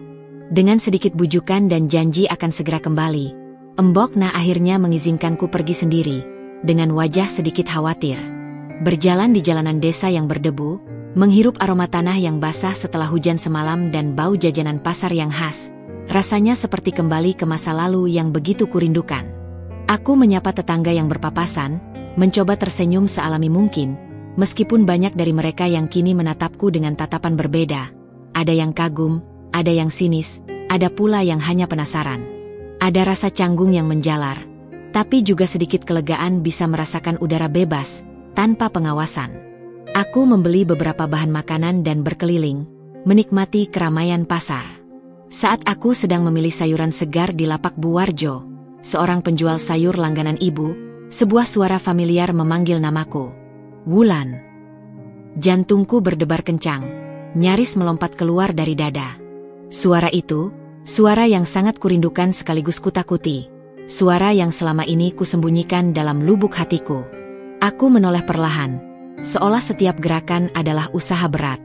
Di depanku, berdiri Andra, dengan keranjang bambu di tangannya yang tampak kekar. Wajahnya sedikit kusam, pakaiannya sederhana, celana jeans belel dan kaos oblong yang biasa ia kenakan. Tapi matanya masih sama, jernih dan tajam, kini menyimpan sedikit kepedihan yang tak bisa disembunyikan. Ia menatapku, dan aku bisa melihat keterkejutan bercampur kesedihan yang mendalam di sorot matanya, seolah melihat hantu. Andra. Suaraku nyaris tak terdengar, hanya berupa bisikan angin. Aku tidak tahu harus berkata apa, kata-kata tercekat di tenggorokan. Ini adalah pertemuan pertama kami sejak hari pernikahan yang memilukan itu. Aku tidak menyangka bisa bertemu denganmu di sini, kata Andra, suaranya agak serak dan sedikit bergetar, seolah ia juga menahan emosi. Ia tampak canggung, tak tahu harus menempatkan tangannya. Pandangannya sesekali jatuh pada cincin emas putih yang melingkar di jari manisku. Bagaimana kabarmu, Wulan? Kudengar kau baik-baik saja. Baik, jawabku singkat, berbohong. Senyum tipis kupaksakan, yang pasti terlihat sangat kaku. Kamu sendiri? Bukannya kamu merantau ke kota, mencari pekerjaan? Andra menghela napas panjang, sebuah beban berat seolah keluar dari dadanya. Sudah sebulan ini aku kembali, Wulan. Ibu sakit keras, jadi aku harus pulang dan merawatnya. Ia menjeda, matanya kembali menyapu cincin di jariku, kali ini dengan tatapan yang lebih lama, lebih menyakitkan. Aku turut bahagia untukmu, Wulan. Kudengar kamu sudah menikah dengan Pak Hardjo. Kalimat itu, meskipun terucap dengan nada yang ia coba buat tulus dan datar, terasa seperti tusukan pisau yang diasah tajam. Aku tahu ia sedang berbohong, berusaha menutupi luka yang sangat dalam. Aku tahu ia datang ke pernikahanku, berdiri di kejauhan, menyaksikan bagaimana aku mengucapkan janji kosong itu. Aku tahu ia melihatku, dan mungkin hatinya hancur bersamaku. Terima kasih, Andra, kataku, berusaha menjaga suaraku tetap stabil, setenang mungkin, meskipun di dalam hatiku badai sedang berkecamuk. Ada ribuan kata yang ingin kuucapkan, jutaan penyesalan yang ingin kusampaikan, semua permintaan maaf yang tertahan di tenggorokan. Tentang bagaimana aku terpaksa, tentang bagaimana aku tidak menginginkan ini. Tapi bibirku terkunci rapat. Keheningan canggung melanda kami. Suara riuh pasar yang tadinya kencang, kini terasa semakin jauh. Seolah kami berada dalam gelembung waktu yang terpisah dari dunia luar. Kami berdua berdiri di sana, seperti dua orang asing yang dulunya sangat dekat, yang pernah berbagi impian dan masa depan, kini terpisah oleh jurang takdir yang dalam dan tak termaafkan. Andra mencoba tersenyum, senyum yang tak sampai ke matanya, hanya berupa tarikan di bibirnya yang pucat. Aku harus pergi, Wulan, katanya akhirnya, menatap ke arah keranjang bambunya. Ada yang harus kubeli lagi untuk ibu. Jaga dirimu baik-baik, ya. Semoga kau bahagia. Ia berbalik, dan kali ini aku tidak bisa menahan diri. Sebuah desakan tak terbendung membuatku memanggilnya. Andra, panggilku pelan, nyaris seperti isakan. Ia menoleh, menatapku lagi. Mataku sudah berkaca-kaca, air mata mulai menggenang. Maafkan aku, bisikku, nyaris tak bersuara, hanya untuk dia dengar. Itu adalah satu-satunya kata yang sanggup kuucapkan, sebuah permohonan maaf atas semua yang telah terjadi, atas semua mimpi yang telah hancur. Andra hanya mengangguk tipis, sebuah isyarat pengertian yang memilukan, seolah dia tahu segalanya. Lalu ia benar-benar pergi, melangkah cepat, menghilang di keramaian pasar, ditelan oleh suara musik dan obrolan para pedagang.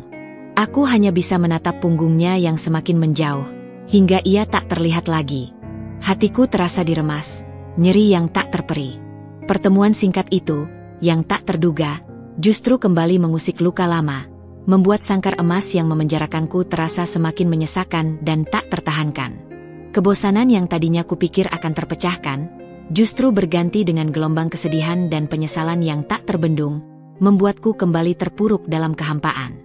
Pertemuan tak terduga dengan Andra di pasar itu mengguncang duniaku yang selama ini kubangun dengan rapuh di atas kepalsuan.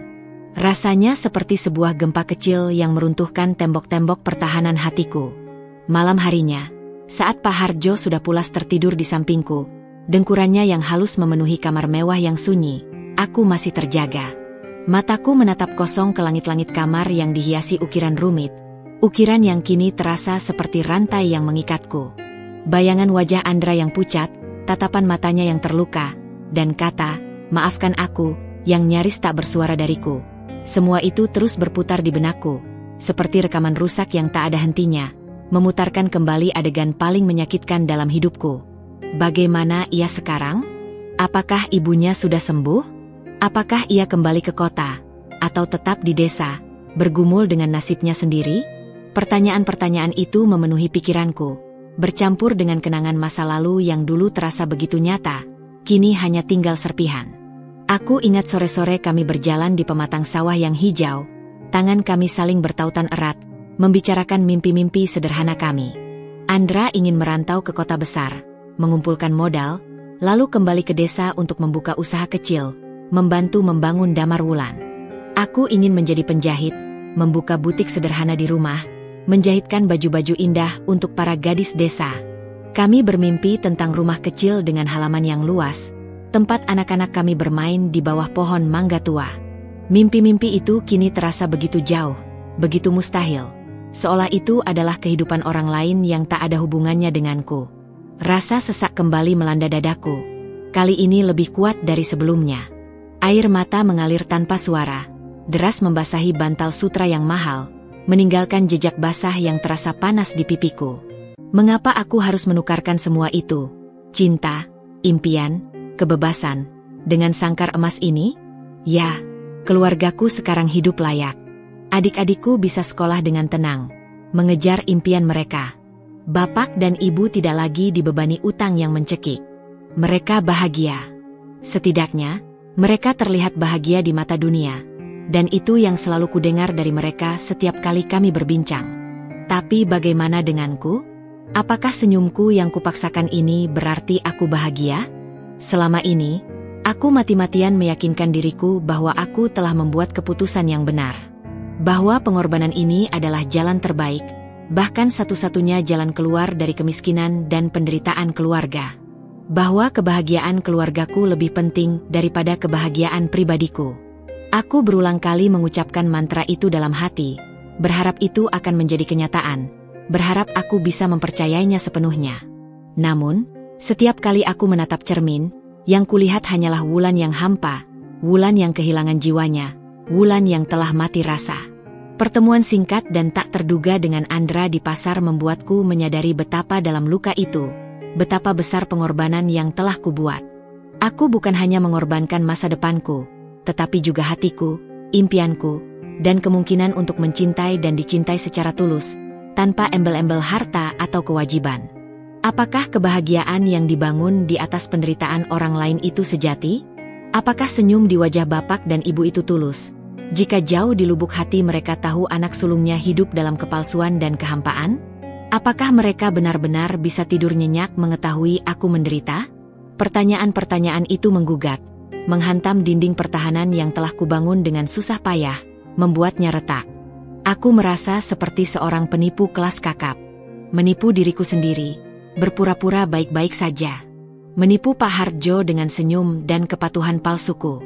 Dan bahkan menipu keluargaku sendiri dengan mengatakan bahwa aku baik-baik saja dan bahagia, agar mereka tidak merasa bersalah. Padahal, setiap hari adalah perjuangan yang melelahkan.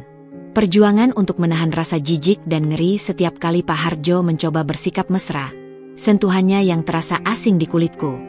Perjuangan untuk tetap tersenyum di hadapan para kerabat dan tetangga yang memandangku dengan pandangan campur aduk. Ada yang iri, ada yang kasihan, ada pula yang mencibir.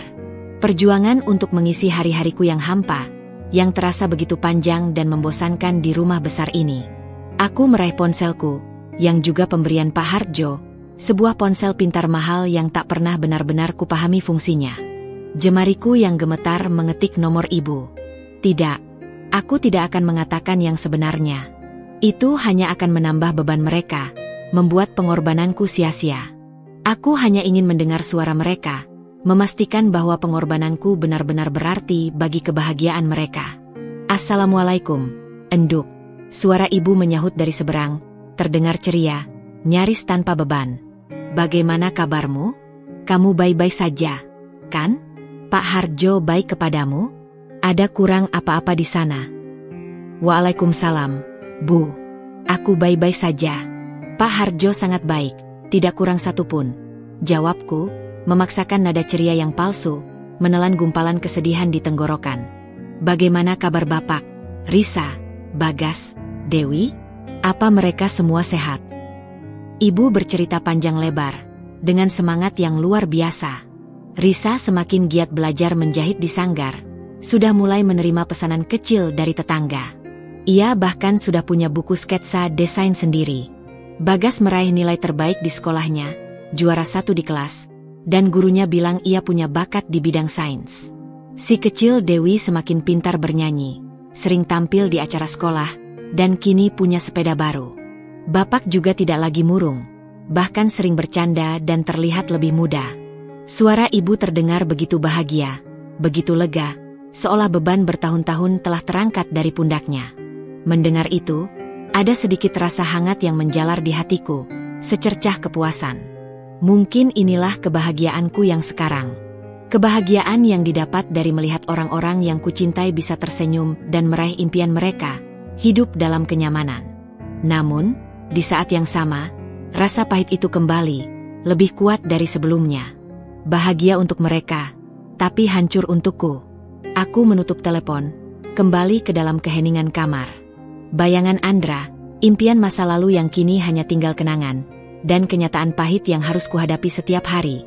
Semua itu bercampur aduk dalam benakku, menciptakan badai emosi. Aku tahu, aku tidak bisa terus hidup seperti ini, mati di dalam, menjadi sebuah cangkang tanpa jiwa. Namun, bagaimana aku bisa keluar dari sangkar emas ini tanpa menghancurkan semua yang telah kubangun demi keluargaku? Pertanyaan itu terus menghantuiku, tanpa jawaban yang pasti, menggantung berat di udara. Rasa hampa yang menggerogoti jiwaku tak lagi bisa kusimpan rapat-rapat. Itu seperti parasit yang perlahan menguras setiap tetes semangat hidupku. Setelah pertemuan tak terduga dengan Andra dan malam-malam panjang penuh renungan tanpa henti, aku tahu aku tidak bisa terus hidup seperti ini, hanya menjadi bayangan dari diriku yang dulu, sebuah cangkang tanpa isi. Kemewahan di sekitarku terasa seperti racun manis yang perlahan membunuhku, dan kebaikan Pak Hardjo yang tanpa pamrih justru semakin menekanku, membuatku merasa terikat lebih erat. Aku harus menemukan sesuatu, sebuah celah, sebuah cara untuk mengisi kekosongan yang menganga ini sebelum aku benar-benar lenyap. Suatu pagi, saat Pak Hardjo sudah berangkat mengurus bisnisnya dan rumah kembali sunyi senyap, diselimuti keheningan yang memekakan, aku memutuskan untuk menjelajahi rumah lebih jauh. Aku berjalan ke bagian belakang, menyusuri koridor panjang berubin dingin, menuju area yang jarang kujamah.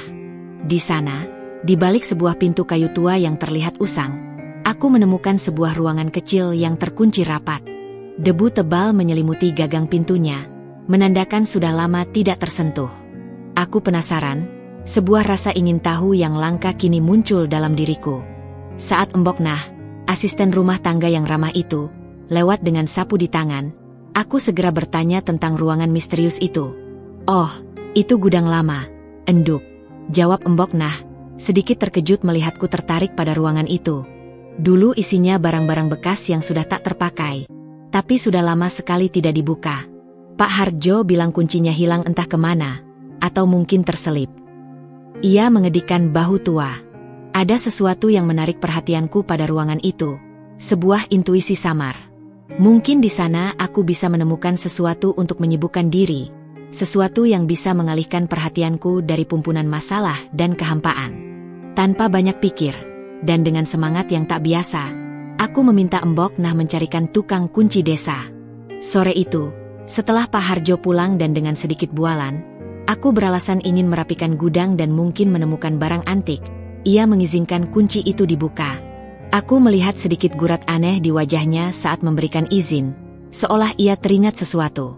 Pintu gudang terbuka dengan derit pelan, memuntahkan bau apak dan debu yang pekat.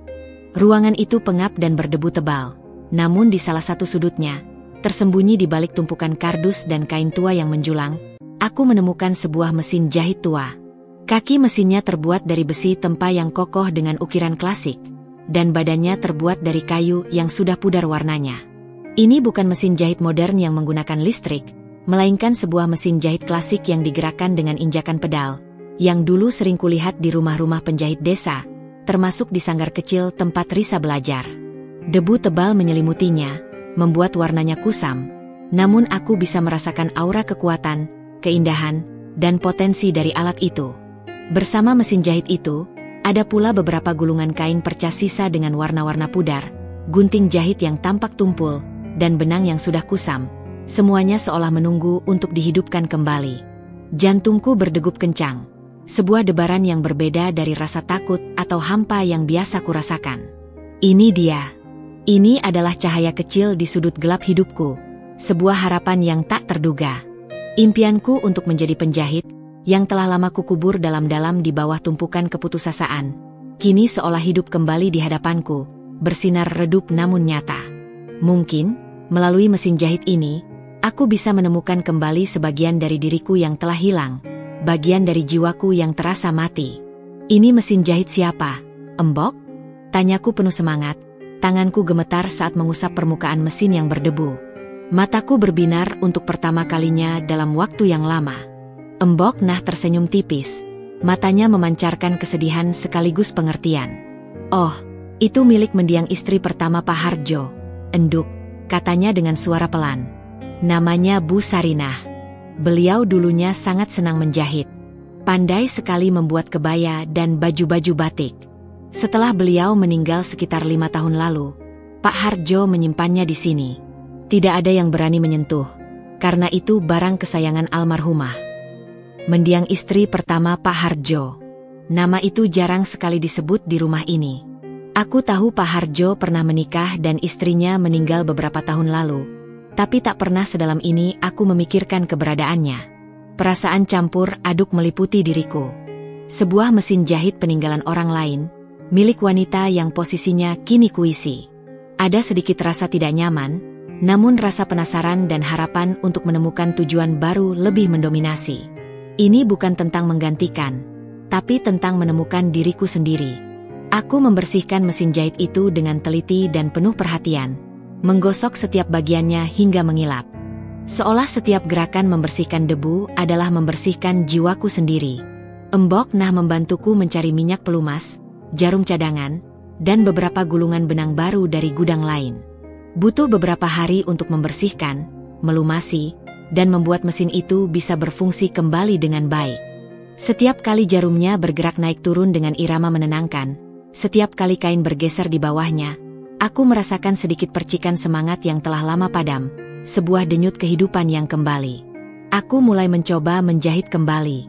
Awalnya, hasilnya tidak sempurna. Jahitanku miring, benang sering putus, dan polanya tak rapi. Aku harus banyak belajar ulang. Namun, aku tidak menyerah. Setiap kali aku duduk di depan mesin jahit itu, dari pagi hingga sore, aku merasa waktu berjalan lebih cepat, berbanding terbalik dengan hari-hari hampa sebelumnya. Pikiranku teralih sepenuhnya dari kehampaan yang mencekik. Aku mulai membuat pola-pola sederhana, menjahit sapu tangan, taplak meja kecil dari kain perca yang kubeli di pasar, bahkan mencoba membuat sarung bantal. Ada kepuasan tersendiri melihat selembar kain polos berubah menjadi sesuatu yang memiliki bentuk, kegunaan, dan sentuhan tanganku sendiri. Ini adalah sesuatu yang aku ciptakan, bukan sekadar barang yang diberikan. Pak Harjo, awalnya, tidak terlalu memperhatikan kegiatanku. Ia mungkin menganggapnya hanya hobi isengku untuk mengisi waktu luang di rumah besar ini. Namun, suatu malam, saat ia pulang, ia melihatku sedang menjahit di ruang keluarga, di sudut ruangan di bawah lampu terang. Aku sibuk memfokuskan diri pada jahitan di tanganku. "Sedang apa kamu, Wulan?" tanyanya, suaranya sedikit terkejut dan mungkin sedikit tergelitik. "Menjahit, Pak," jawabku, berusaha menampilkan senyum senatural mungkin, tidak lagi kaku seperti dulu. "Ini mesin jahit peninggalan almarhumah istri Bapak, kan? Saya menemukannya di gudang dan membersihkannya." Pak Harjo terdiam sesaat, menatap mesin jahit itu dengan tatapan yang sulit diartikan. Ada gurat kesedihan dan nostalgia yang samar di wajahnya, seolah ia mengenang masa lalu. "Oh, iya, itu miliknya. Dia memang suka menjahit. Sangat pandai," ucapnya pelan. Ia mendekat, melihat taplak meja kecil yang baru selesai kubuat dengan motif bunga sederhana. "Lumayan bagus, Wulan. Kamu punya bakat rupanya." Pujian itu, meskipun sederhana, memberiku sedikit kelegaan dan dorongan. Setidaknya, Pak Harjo tidak melarang, bahkan sedikit memuji.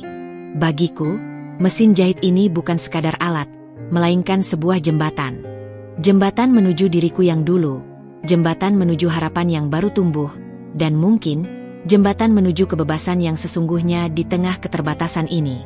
Aku mulai merasa, mungkin di dalam sangkar emas ini, aku bisa menciptakan duniaku sendiri, sebuah ruang kecil di mana aku bisa menjadi Wulan seutuhnya, bukan sekadar istri juragan. Setelah menemukan mesin jahit peninggalan mendiang istri Pak Harjo, hari-hariku di rumah megah itu tidak lagi terasa hampa sepenuhnya. Mesin jahit itu menjadi duniaku, pelarianku, sebuah jangkar yang menahanku dari tenggelam dalam lautan kesedihan. Setiap pagi, setelah Pak Harjo berangkat dan Embok Nah sibuk dengan urusan dapur yang tak ada habisnya, aku akan langsung menuju sudut ruang keluarga tempat mesin itu kuletakkan.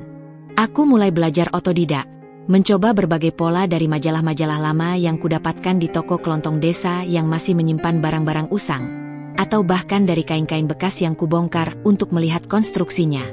Tanganku yang dulu hanya terbiasa memegang cangkul dan mengurus rumah, kini dengan cekatan memanipulasi kain, benang, dan jarum, seolah jari-jariku telah menemukan tujuan baru.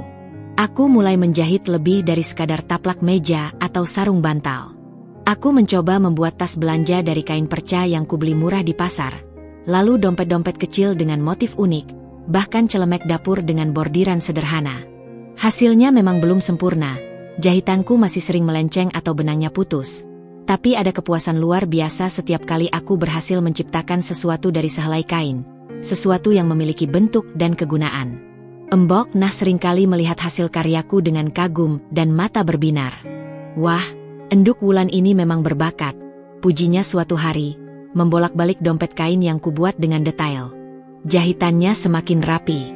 Kalau begini terus, bisa jadi penjahit sungguhan. Enduk. Apalagi di desa ini jarang ada penjahit bagus.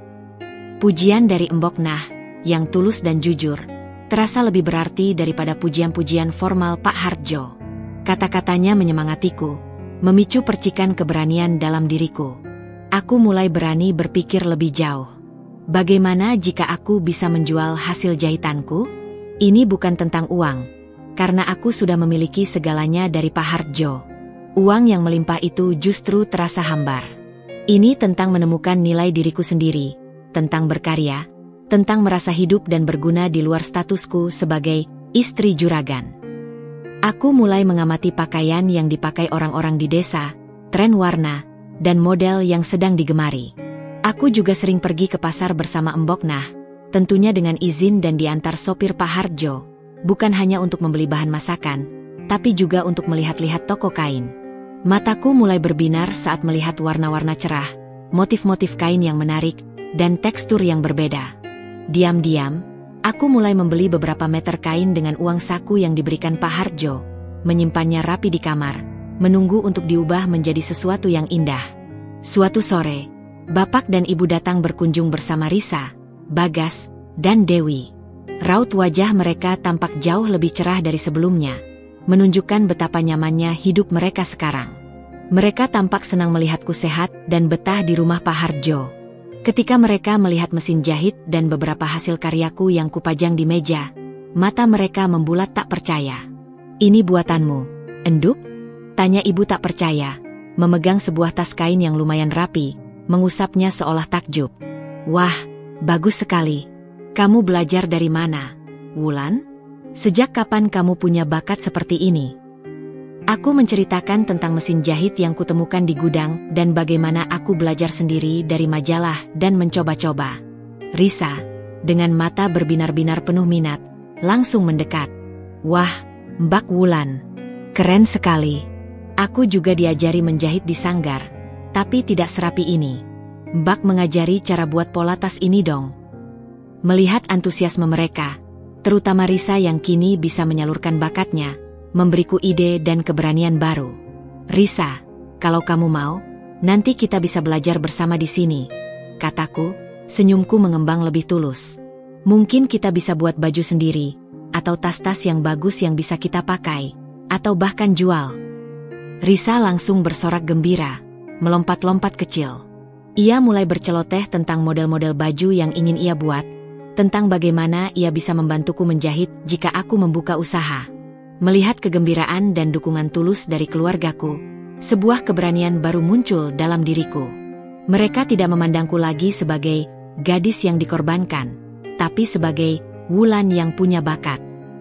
Malam harinya, saat makan malam dengan Pak Hardjo, aku memberanikan diri. Ini adalah pertama kalinya aku mengungkapkan keinginan pribadi yang serius kepadanya, bukan hanya sekadar permintaan sepele. "Pak Hardjo," aku memulai dengan suara agak gugup, tangan di bawah meja meremas gaun. Boleh saya mencoba membuka usaha jahit kecil-kecilan di rumah ini? Mungkin di salah satu ruangan kosong, atau di teras belakang." Pak Hardjo menghentikan suapan nasinya, menatapku dengan kening berkerut. Matanya menyelidik, seolah mencoba memahami maksud tersembunyiku. "Usaha jahit? Untuk apa, Wulan?" Bukankah kamu sudah memiliki segalanya? Uang saku saya sudah lebih dari cukup. Kamu tidak perlu bekerja keras. Nada suaranya terdengar sedikit bingung, seolah ia tak mengerti motivasiku. Bukan soal uang, Pak, jelasku cepat, berusaha terdengar meyakinkan. Saya merasa lebih hidup saat menjahit. Saya ingin ada kegiatan, ada sesuatu yang bisa saya kerjakan yang bermakna. Lagi pula, ini mesin jahit peninggalan almarhumah istri Bapak. Saya ingin merawatnya dengan baik, juga dengan terus menggunakannya, agar kenangan beliau tetap hidup. Aku mencoba menggunakan alasan yang paling bisa ia terima, yang bisa menyentuh sisi sentimentalnya. Pak Hardjo menatapku lama, pandangannya sulit diterka. Aku menunggu dengan cemas, takut ia akan menolak mentah-mentah, menganggapku tidak tahu diri atau terlalu ambisius.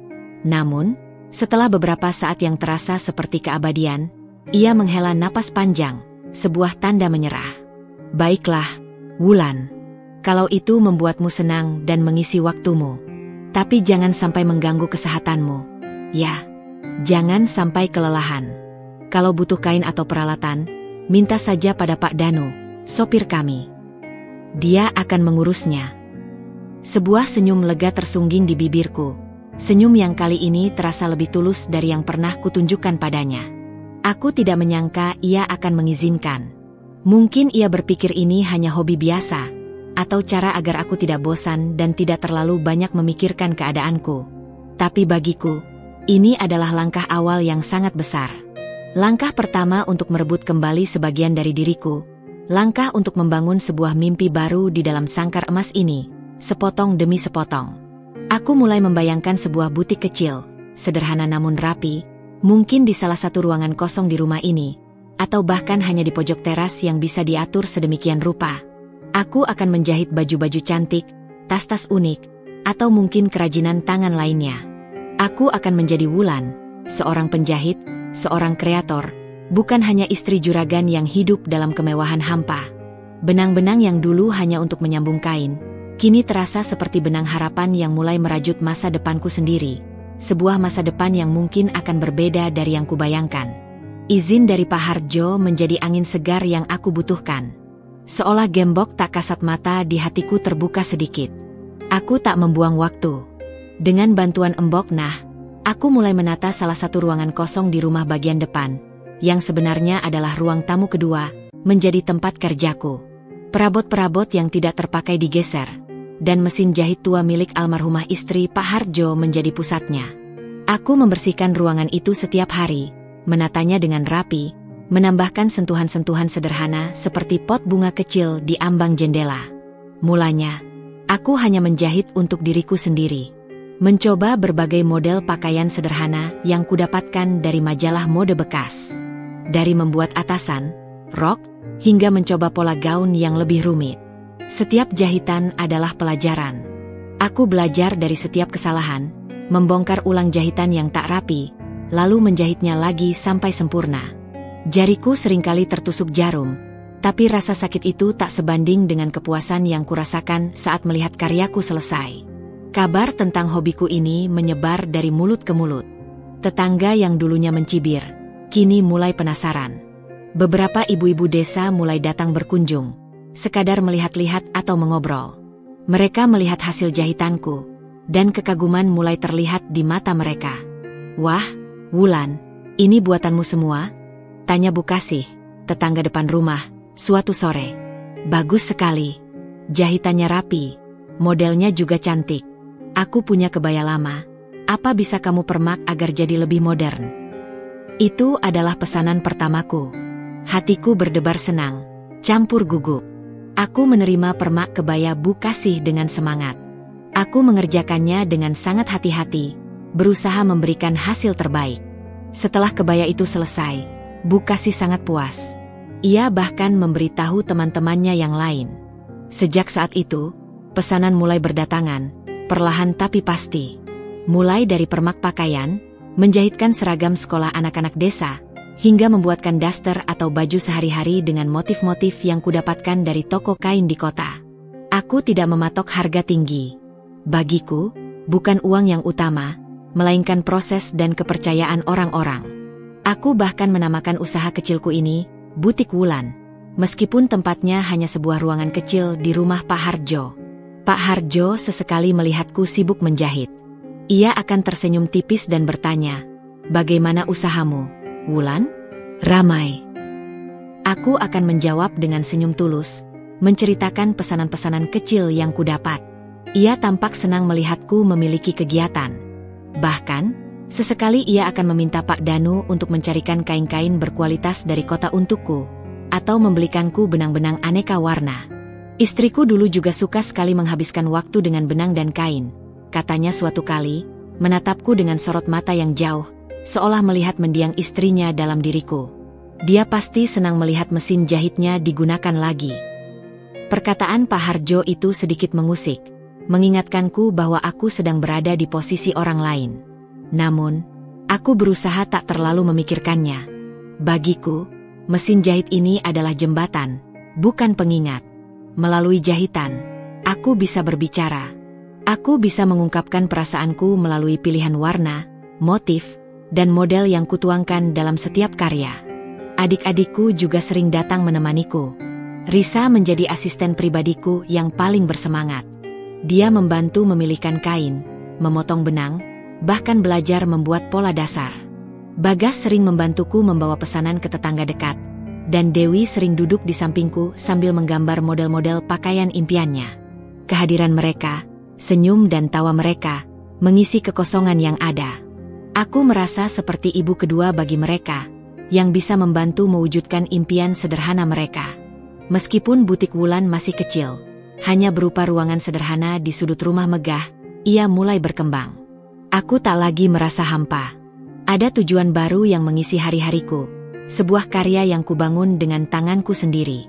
Ini adalah ruang kecil di mana aku bisa menjadi Wulan seutuhnya, Wulan yang punya bakat, Wulan yang bisa menciptakan, Wulan yang hidup. Butik Wulan, nama sederhana yang kuberikan pada ruang jahitku, perlahan tapi pasti menjadi pusat gravitasi baru dalam hidupku. Kebosanan yang dulu mencekik kini tergantikan oleh semangat dan kesibukan. Jarum mesin jahit menari di bawah jemariku, merajut kain-kain menjadi pakaian baru yang tidak hanya indah, tetapi juga membawa sedikit demi sedikit kebahagiaan yang hilang. Aku mulai menerima lebih banyak pesanan, tidak hanya dari tetangga dekat, tetapi juga dari desa-desa tetangga yang mendengar kabar tentang penjahit baru di rumah Juragan Harjo. Aku bahkan mulai mencoba membuat desain sendiri, menggabungkan motif tradisional dengan sentuhan modern, dan ternyata responsnya sangat baik. Senyumku, yang selama ini hanya berupa topeng kaku, kini mulai terlihat lebih sering dan tulus. Bukan hanya saat berinteraksi dengan adik-adikku atau Mbok Nah, tetapi juga saat aku berbicara dengan Pak Harjo. Aku bisa merasakan percikan kebanggaan kecil setiap kali ia melihatku sibuk, atau saat aku menunjukkan hasil jahitan terbaruku. Ia tampaknya senang melihatku bersemangat. Ia bahkan mulai bercerita tentang rencana bisnisnya di depanku, meminta pendapatku tentang warna kain atau model pakaian yang cocok untuk pegawainya, seolah aku adalah seorang rekan kerja. Interaksi kami menjadi lebih hidup, tidak lagi sekadar hubungan suami istri tanpa emosi yang mendalam. Aku juga mulai berani keluar rumah lebih sering, ditemani Pak Danu, sopir pribadi Pak Harjo. Bukan lagi hanya ke pasar, tetapi juga ke toko-toko kain yang lebih besar di kota kecamatan.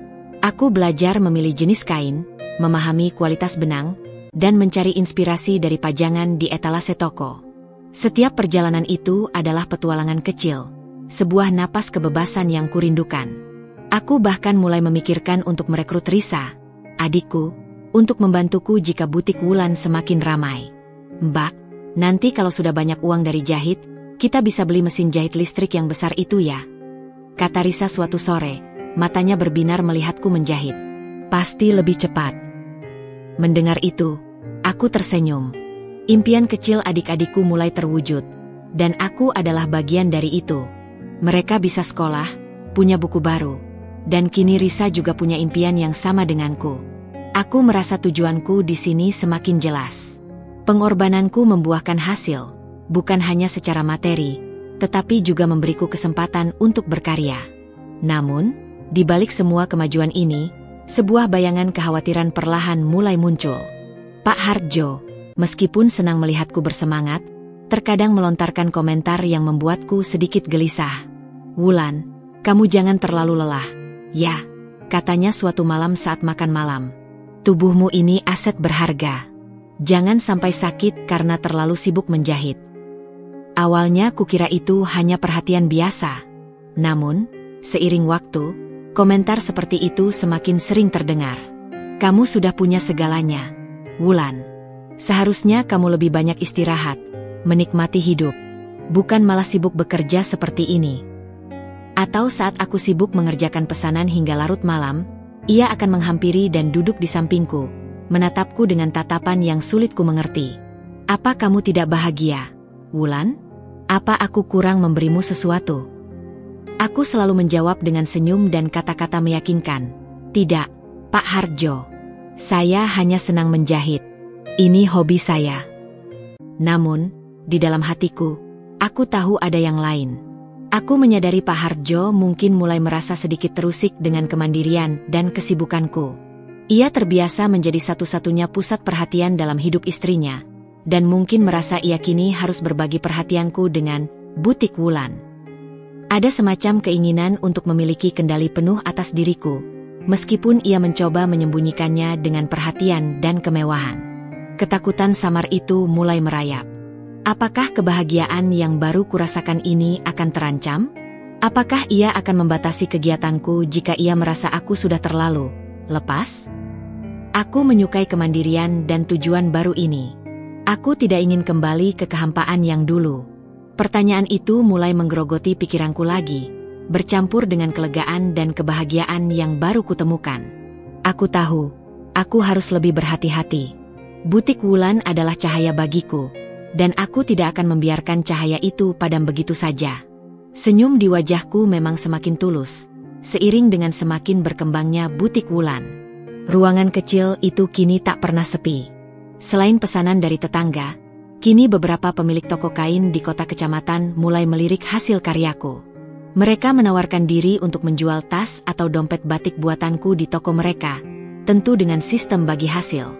Ini adalah langkah besar yang tak pernah kuduga. Aku bahkan sudah berpikir untuk menambah satu mesin jahit lagi, dan benar-benar merekrut Risa untuk membantuku setiap hari sepulang sekolah. Kebahagiaan ini, meskipun sederhana, terasa begitu berharga. Aku merasa memiliki tujuan, sebuah identitas di luar statusku sebagai istri juragan. Aku bisa menghasilkan uang dari tanganku sendiri, bukan hanya bergantung pada pemberian Pak Harjo. Setiap lembar uang yang kudapat dari hasil jahitanku terasa lebih berarti daripada semua kemewahan yang ia berikan. Namun, di tengah semua ini, gelagat Pak Harjo mulai berubah. Komentar-komentar yang dulu kukira hanya bentuk perhatian, kini terasa seperti peringatan.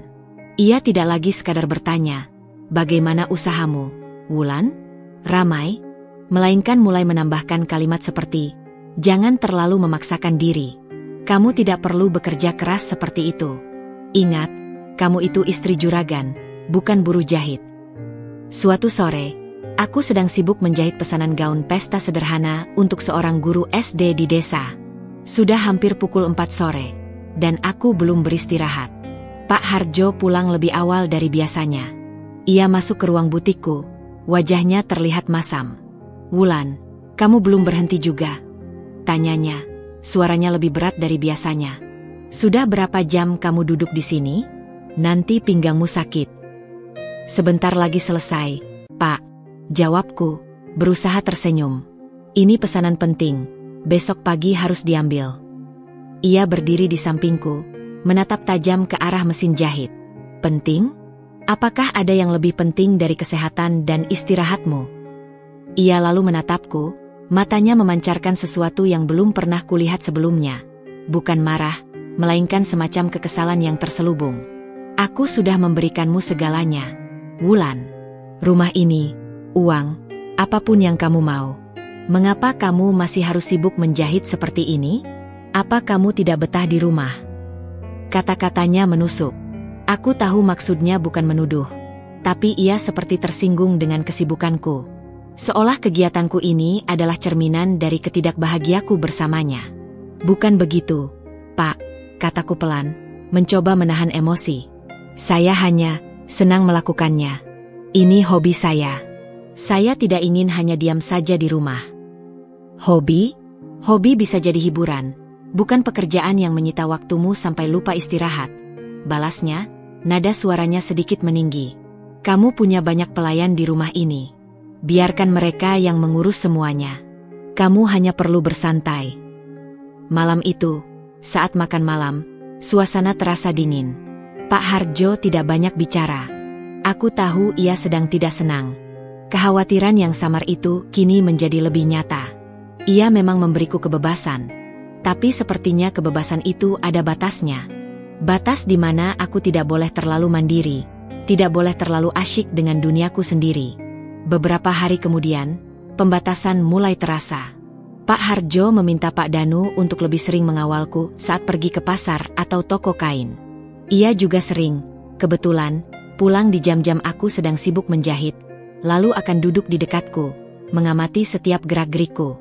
Tekanan halus ini membuatku merasa terawasi.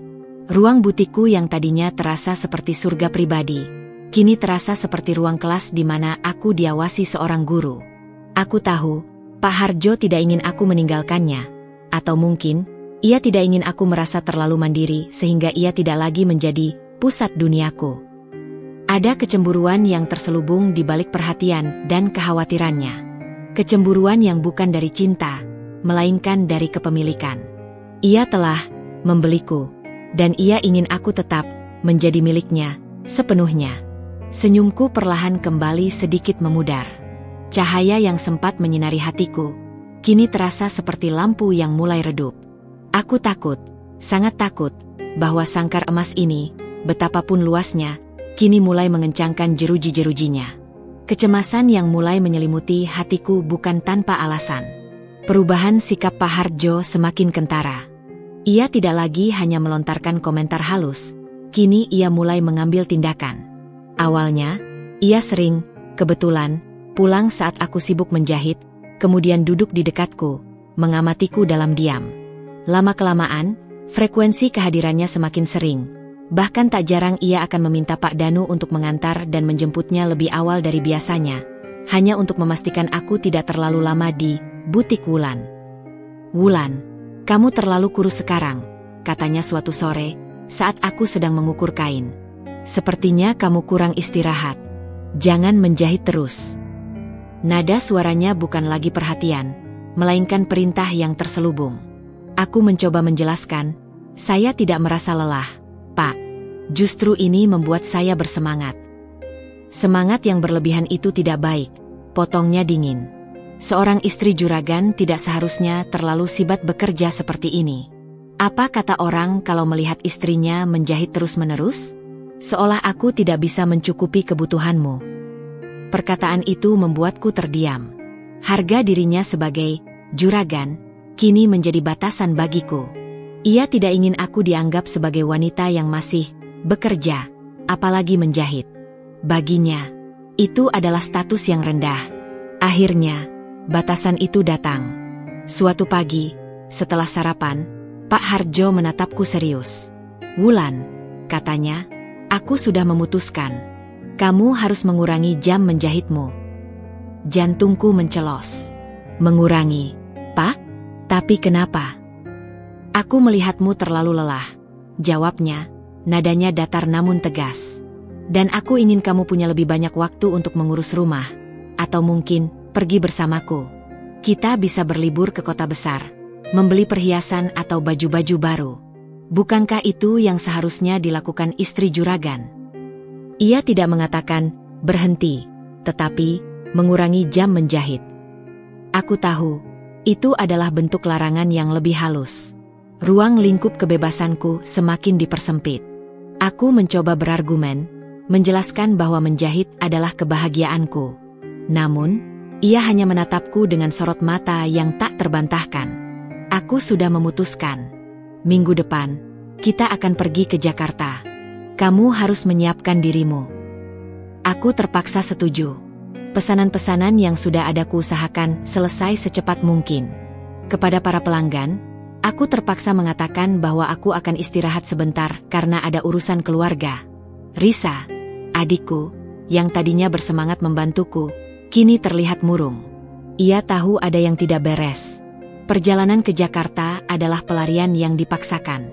Kami menginap di hotel mewah, makan di restoran mahal, dan Pak Harjo membelikanku banyak barang-barang bermerek yang tak pernah kubutuhkan atau kuinginkan. Setiap hari, ia akan menemaniku berbelanja, memastikan aku tidak bosan. Ia selalu tersenyum, seolah ia adalah suami paling perhatian di dunia. Namun, di setiap kemewahan itu, aku merasa semakin sesak, semakin jauh dari diriku sendiri. Aku merindukan suara mesin jahitku, aroma kain yang baru dipotong, bahkan rasa sakit jari yang tertusuk jarum. Aku merindukan Embok Nah yang bijaksana, yang selalu mendengarku tanpa menghakimi. Aku merindukan tawa dan celotehan Risa saat kami berkreasi bersama. Semua itu terasa seperti bagian dari diriku yang terenggut paksa. Di Jakarta, jauh dari Damar Wulan, jauh dari butik Wulan, kesepian yang dulu pernah kukira sudah sirna kini kembali merayap, jauh lebih parah. Ini adalah jenis kesepian yang berbeda. Kesepian yang muncul di tengah keramaian, di tengah kemewahan, di tengah perhatian berlebihan. Aku merasa seperti boneka yang dipajang, yang kehidupannya sepenuhnya diatur oleh pemiliknya. Sejak saat itu, waktu yang bisa kupergunakan untuk menjahit semakin berkurang. Pak Harjo selalu punya alasan untuk membuatku sibuk bersamanya. Entah itu acara sosial, perjalanan bisnis singkat, atau sekadar menemaninya di rumah. Butik Wulan, yang sempat menjadi oase bagiku, kini terancam mengering. Senyum tulusku semakin jarang muncul, berganti dengan senyum tipis yang biasa kupakai dulu. Jeruji sangkar emas itu, yang sempat mengendur, kini kembali mengencang, mencekik kebebasanku dan impian yang baru saja tumbuh. Aku merasa terancam, bukan secara fisik, tetapi secara eksistensi. Pembatasan yang dilakukan Pak Harjo terasa seperti jeruji yang semakin mengencang di sekelilingku. Butik Wulan, yang sempat menjadi napas bagiku, kini terancam layu. Aku tidak lagi bisa menjahit leluasa. Pak Harjo selalu punya cara untuk membuatku sibuk bersamanya. Entah itu menghadiri acara sosial atau sekadar menemaninya di rumah.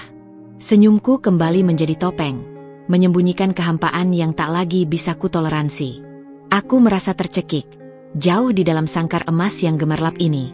Suatu malam, setelah Pak Harjo pulas tertidur, aku bangkit dari ranjang. Aku berjalan ke jendela, menatap rembulan yang bersinar terang di langit Damar Wulan. Di kejauhan, aku mendengar suara gamelan samar dari desa, mengingatkanku pada kehidupan yang telah kutinggalkan. Aku tahu, aku tidak bisa terus seperti ini. Aku tidak bisa menjadi Wulan yang mati rasa. Pengorbananku demi keluarga sudah kulakukan. Tapi kini, aku merasa harus berjuang demi diriku sendiri. Aku memejamkan mata, membiarkan air mata jatuh.